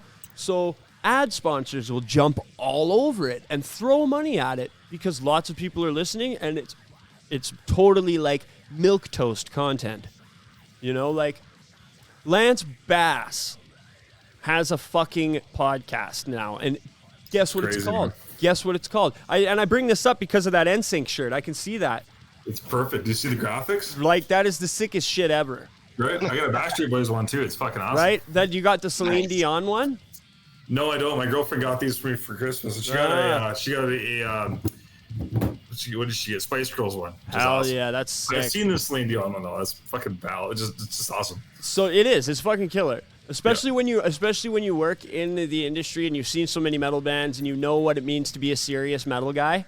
That's exactly what you want to wear, because it pisses off all the normies that think metal is about being hardcore. Fuck them. But there's nothing more hardcore. You know what my favorite thing is, and I love talking to like any band that I'm in, and I'll be like, I was approached by a few guys that are looking to start like a boy band thing where we're gonna like cover like Backstreet Boys and NSYNC and be a tribute thing. They're like, oh, that's stupid, man, or whatever. I'm like, you know what's not stupid about the Backstreet Boys? Those zeros on the end of their paychecks.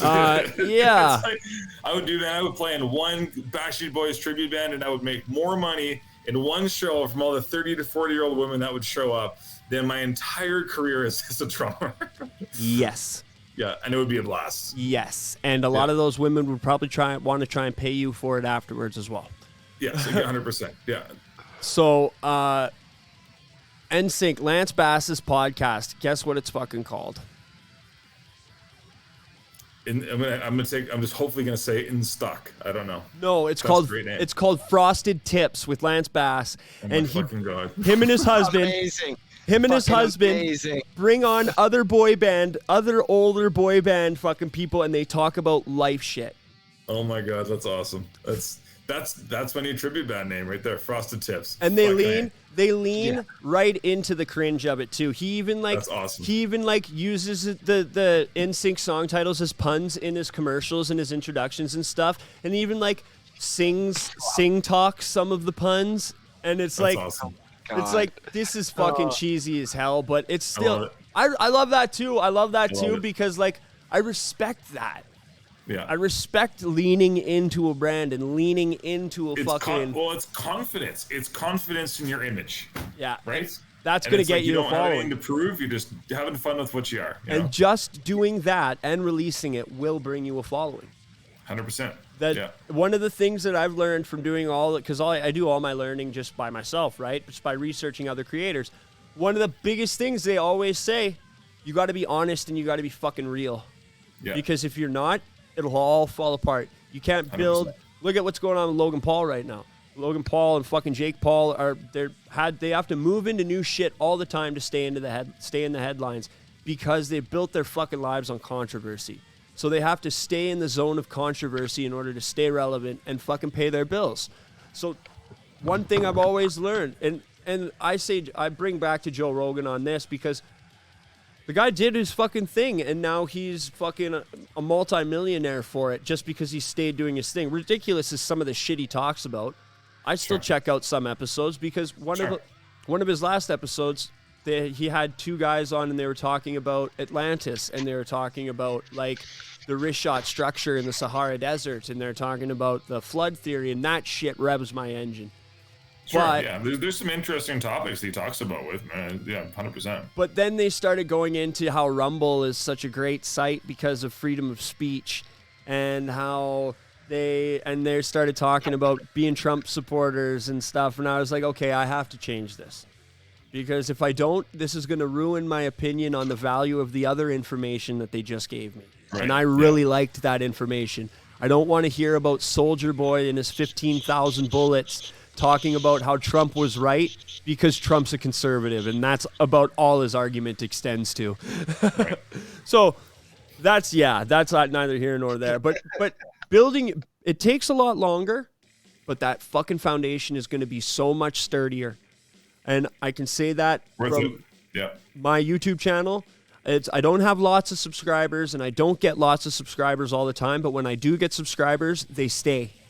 That's what matters, man. That line, Yeah. that line is flat. It goes up a couple of times, but it stays flat. And I'm working on that. I got like 8 new subscribers last week, so that's fucking cool. That's Yeah, rad. we Well, did. it takes, man. You know. That's more people that check it out. Yeah, and that's just it, man. Like the more that sometimes that one person, like I've always said this, especially when I was doing a lot of promotion, is if you know, again, like this is obviously a stereotypical thing to say, but you know, play each show with the same, whether it's 3 people or 3,000, because I actually remember mixing a show at the Mercury Room in Edmonton. Oh, And- shout out to the Mercury Room. Rest in God, peace. Rest in peace, man. God, I missed that venue.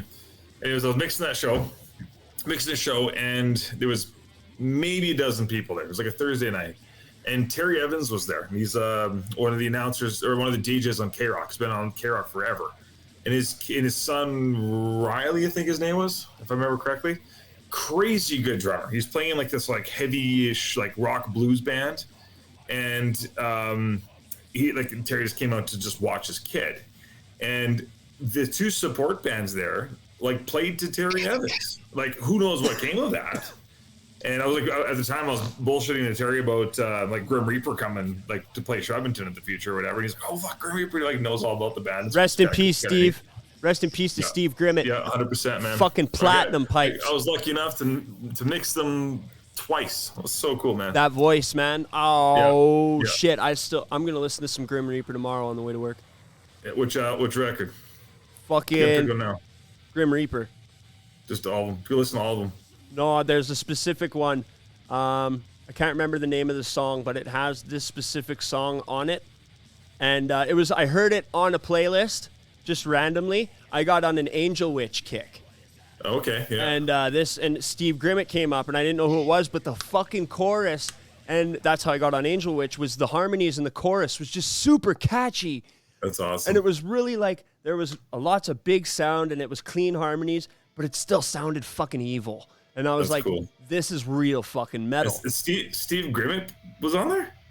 What? No, not on Angel Witch. No. Oh, I'm like, what? Yeah. No, they came up in the same playlist. Oh, okay. I'm like, what? Yeah. Right? Wouldn't that be was fucking awesome, wild? That was cool, man. That's always gonna be one of my favorite like just memories in my heavy metal career was mixing Steve Grimmett middle of a field in the middle of a borough. that was cool. So Fear No Evil. Fear No Evil. But it's only, so I only have the Spotify, and the Spotify is just the best of Grim Reaper. Okay, yeah. That's Wait, no, that's no, awesome, that's man. the like, wrong. every single they're No, awesome. that's the right Like, one. I'm really glad.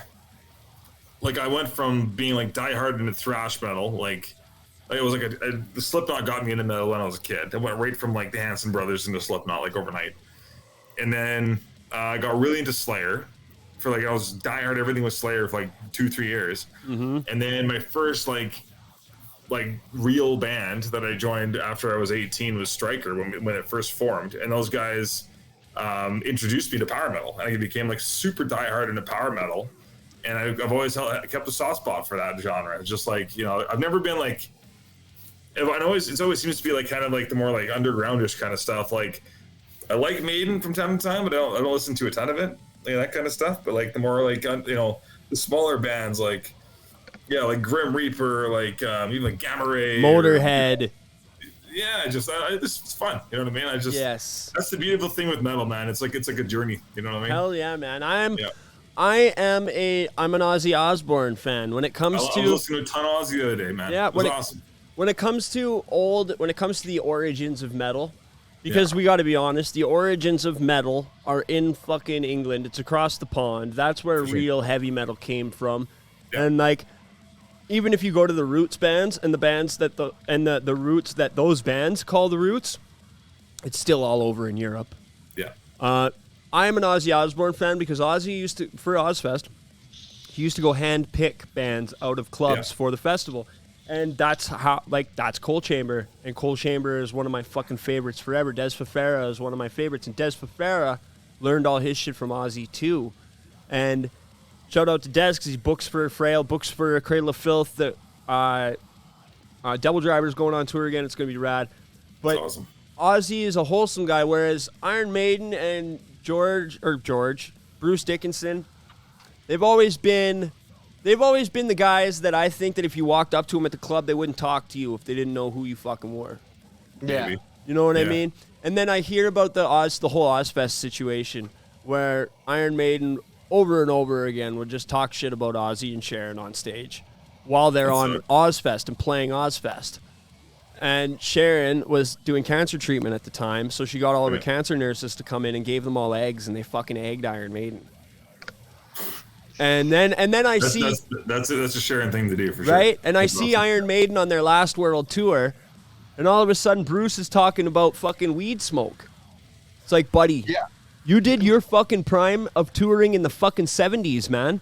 You're gonna tell me that all of a sudden you guys have a problem with fucking weed smoke? Yeah, no one was smoking weed. Everyone was doing heroin, dude. What kind of cheesy ass old man boomer shit is that? Like, that's just boring. That's just boring. You know something I've noticed? You know something I've noticed that's a difference between a Maiden fan specifically and an Ozzy fan is I haven't really met too many younger Maiden fans. Well, and it's also the dirt underneath the fingernails.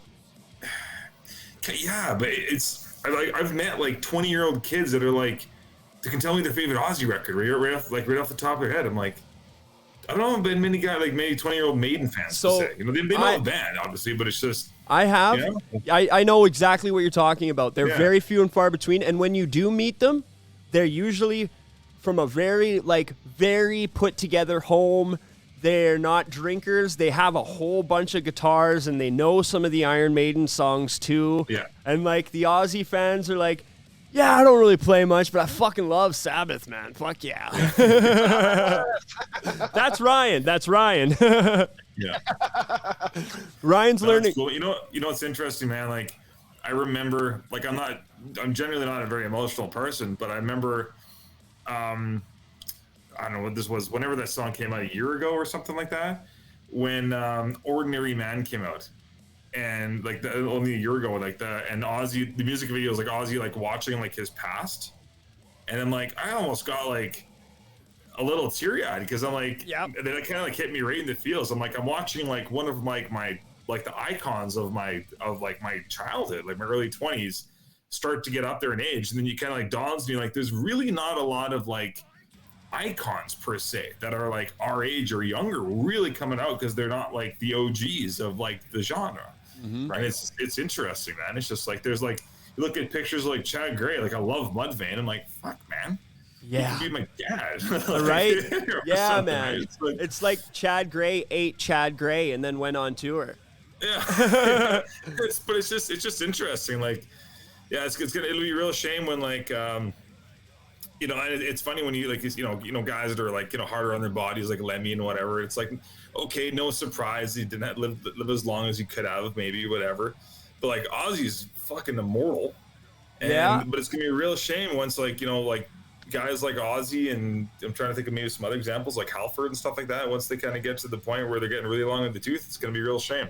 Well, Keith Richards, but that's the thing though, is they're part of that like that like elder fucking Yeah. No, you know what it guy. is? And what it is they experience the quickening every time No, a it's- younger artist dies early. Let's be real. They Yeah, gain that that's right. power. That's why it's so hard for fucking underground artists to break out, because as soon as they get to that breakout point, they get that fucking email, and then they get to meet up at that warehouse, and that warehouse is just all of these fucking superstar rock stars ready to suck their fucking blood like the fucking warehouse party at the beginning of Blade. Yeah.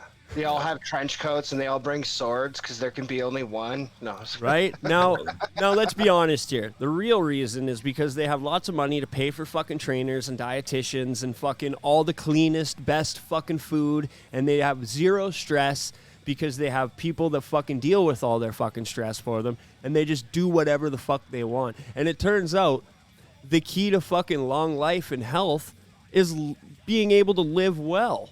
And living well is fucking expensive. Yeah. And like poverty is a cause of fucking death, a high-ranking cause of death. And it's 100%. fucking terrible. And that's why I stick to the underground.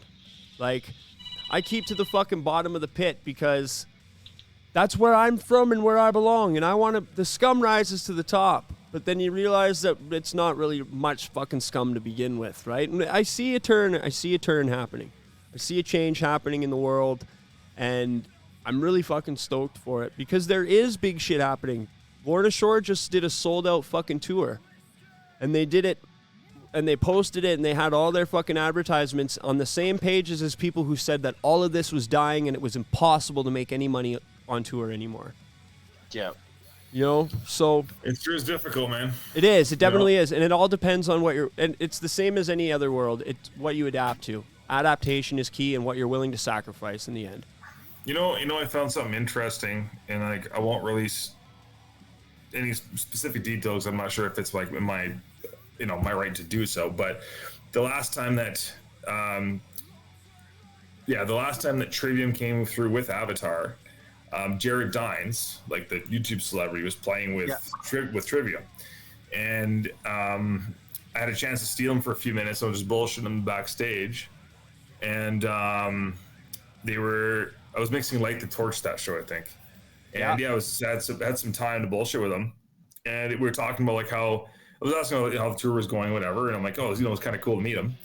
And I remember just asking him about, like the difference between like record sales versus merch sales versus like, the income that you bring from a tour versus like, let's say, making money from the music that you're selling. Yeah. And I took that information and I compared it to contrast with some country artists that I know that are doing fairly well for themselves. And what a difference. It's like it's all comes down to like the demographic, but also just knowing the kind of people that are listening to your stuff and where they want you to spend your money. And then giving I played them. in a pop band for a short while. We did this small tour through Alberta and BC. And this guy had his finger on his demographic. Like, we played in Two Hills and he cleared like $7,000. How? There's like not even like how? And it's like I made more money playing drums in that band than anything. And it's just he knew his demographic. So, like I know like obviously a lot of these like bigger like B-list metal bands are making their money on tour because guys are buying a lot of merch and stuff like that. And it's they're gonna make way more money. Like I think the number was like well over double versus what like their Spotify streams are paying them, right? And he said like more kids are coming out and like wanting to spend that money than because they kind of almost realize like if it's gonna go away if they don't. And I think that's the difference. Like I don't know if like the youngest generation quite, because they've never experienced like having to wait for a CD to come out or whatever, or tape, and having to like wait at HMV to go get it. Yeah. So it's interesting to see like in the next, I think we're going to like the industry is talking about this too. Like in the next, 5-ish years, I think we're going to see a big shift somewhere, man. Like I think recorded music is going to become just advertising. Well, it is. That's exactly what it is already. And I've been telling people this the whole time. Yeah. Music, and this is one of the big things I tell people when I'm doing my mentoring and I'm talking to them on the back end to help them build their shit is don't fucking play like your music is going to be the whole focus of your band, because once you release that music, It's their music now, and it's done. You have to be working on new music, ready to release new music, because that's got 2 weeks to 3 weeks lifespan on it. And that's if you fucking have the content to go with it. And if you interact with the fucking people who interact with that content beyond. That's the only way to extend it. And you got to know. You got to be willing to do that, because if you're just going to record music, spend a whole bunch of money recording, spend a whole bunch of money on art, spend a whole bunch of money on CDs, just to fucking throw it out there, and then you're going to say the whole fucking industry is failing. No, you just don't understand it. Yeah. It's changing, right? You have to adapt with it. And that's the other thing. It's like, you have to have some of the best advice I've ever gotten, like as a musician specifically, is if you're going to do something and this applies to lots of things as well, but specifically with music, if you're going to do something as a band, whether it's, like release a record or tour or put a music video out or whatever that is, have a reason behind why you're doing that. And then like, write don't that just out. Release a record because you wanted to do it. Like, fine. If that's what you want to do, fine. Just don't ever expect to get any return from it.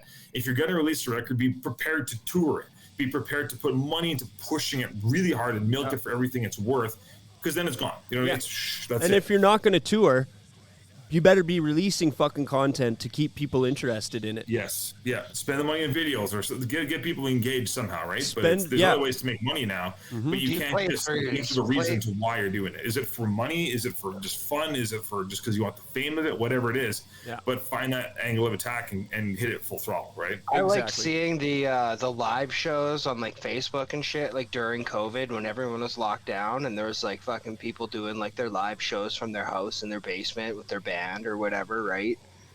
I liked that. That was fucking dope. That got me hyped up on some bands. Fucking rights, man. But again, those bands needed, I'm assuming they have a reason as to why they're doing it. They're trying to stay relevant. Exactly. Right? That's just it. But And the majority of those bands, like, they worked through COVID. Like, they fucking kept pushing their shit and they didn't stop. A lot of bands just kind of were like, oh, well, I guess we're not doing this anymore, and everybody kind of fucking floated away and fucking... It happens. Yeah. Right? It happens, right? Yeah. Especially when you're told you're not allowed to go fucking outside. But... Fuck those guys. All the bands that have worked through COVID together and have been fucking consistently trying to put shit out no matter what, those are the bands that I notice that are, like, popping off now. Because they put in that fucking effort. That's why we're thriving, Ryan. Fucking rights. No time off. No time off. That's right. So, Tyson, this is the end of the fucking podcast because we got to kill this at some point. Now, we haven't even started talking about wireless microphones. That's what round 2 is for, buddy. Now that we've done this, you're definitely going to be a repeat customer on this show. My pleasure, man. Very stoked, buddy. I'm very pumped that you could do this. I truly, truly treasure and respect everything you have to say, because I appreciate the kind words, man. You're not out there trying to parade it off, and you're not out there trying to show off. And those little golden nuggets are beautiful, because to see people who are still out there kicking ass and don't have to show off to fucking do it, I respect those people the most, because I can't keep my mouth fucking shut. If I had a gun to my head and I had to keep my mouth shut about bands for 20 minutes, I would pull the trigger myself. Like, let's be real here. Let's get it over quick. But anything you want to close out here with, buddy? Any final thoughts or shout outs? No, man, I'm excited for this year, man. Like last year, and not just like everyone in this industry has seen it. Like last year was nuts. As soon as they announced we're allowed to do stuff, it was crazy. Like there's a lot of logistics. A lot of us had to figure out really quickly. Luckily, we reinvested in some gear earlier on the end of the year, so we got really lucky. But there's a few production companies that they couldn't honor some of the contracts they had because they couldn't get gear, just the way it was. But anyway, all that said and done, right now is 100% the combo for the storm. This year is going to be absolutely nuts. Assuming something else doesn't happen. Yes. We think it's going to probably taper off a little bit over the next few years. Yeah. But it's this year's gonna be just awesome, man. I'm really excited for this year, man. It's it's nice to be able to just sit down and just bullshit about this kind of stuff, because there's a lot of people, and I'm sure you get this also, but a lot of people, you see at a lot of these festivals and they're like, they're like, hey man, how's it going? They're like, oh, this haven't seen it, whatever. And you're like, there you are. Like, Yeah. you know Hey, what I mean? that's It's like, that's where you are. Is there? exactly right. It's like whether they like know me from mixing or from like one of my festivals or whatever it is. It's like that's awesome. Like that you made that connection. But when you're working something, it's so rare you get a chance to just sit down and just bullshit because you're doing this the whole time, right? So it's just the way it is. But And you fucking stick to it, man. You're very serious about your work, and it's fucking been very inspiring for me to see, and that's what's tightened up my actions going to festivals and stuff. And like, I appreciate that, man. the first Loud as Hell I did after COVID, I ended up getting like angry drunk Thursday night, and it wrecked my whole experience. I still got some content. I was still able to hang out, but I fell hungover the whole time, and I was drained from the sun. But I saw how you guys were working it, and I was like, that's what I want to feel like. I want to be in control. I want to be doing something productive. So last year, that's what we fucking did, and I think we did killer last year. We got like 16, 18 interviews last year. Got a headliner interview in there, a couple of them. And this year, we're going for 30. We're going for fucking 30 awesome, this man. year. And That's we're awesome. using the black magic. Yeah, we're going to be doing it proper this year. And you know what, man? I've got like I said, we could talk more about this like afterwards, but it's like I'd be more than willing to just introduce you to some of the other guys I work with, man, and they would like not even necessarily the metal scene, and they would love to talk to you, man. Hell yeah, buddy. That's what I'm all Everybody about. wins. That's what I'm Yeah. all about. It's not about the Yeah. metal scene. It's not everything is about the metal scene. It's about fucking connecting and building those bridges with people who are 100%, like-minded yeah. and doing the same shit. That's why it's the industry. There's scene work, and then there's industry work, and those You things got are it. two entirely different mechanisms. And now that I've realized that over the last couple of years, like, you definitely see the divide between people who just come to the shows and people who are actually building the shows. You know what I mean? Yes. Yeah. And you start to understand, like, midnight, 1 o'clock in the morning, if you're not building anything or working on anything, it's best to just get out of the bar and get out of everybody's way. Yeah. Clear that tab and head home. 100%. So, Prairie Fire Productions, if you need any gear for your band, any gear for your stream, any gear for your video production, Prairie Fire Productions, Tyson is your guy. Appreciate that, man. Tyson Travnik on Facebook, Prairie Fire Productions on Facebook.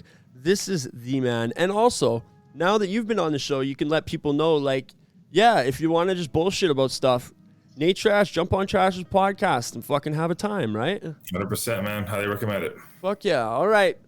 Everybody, thank you for jumping in. This has been a long one. This has been a lot longer than I usually go for. But had to. Special occasion. Fucking I right. appreciate that, man.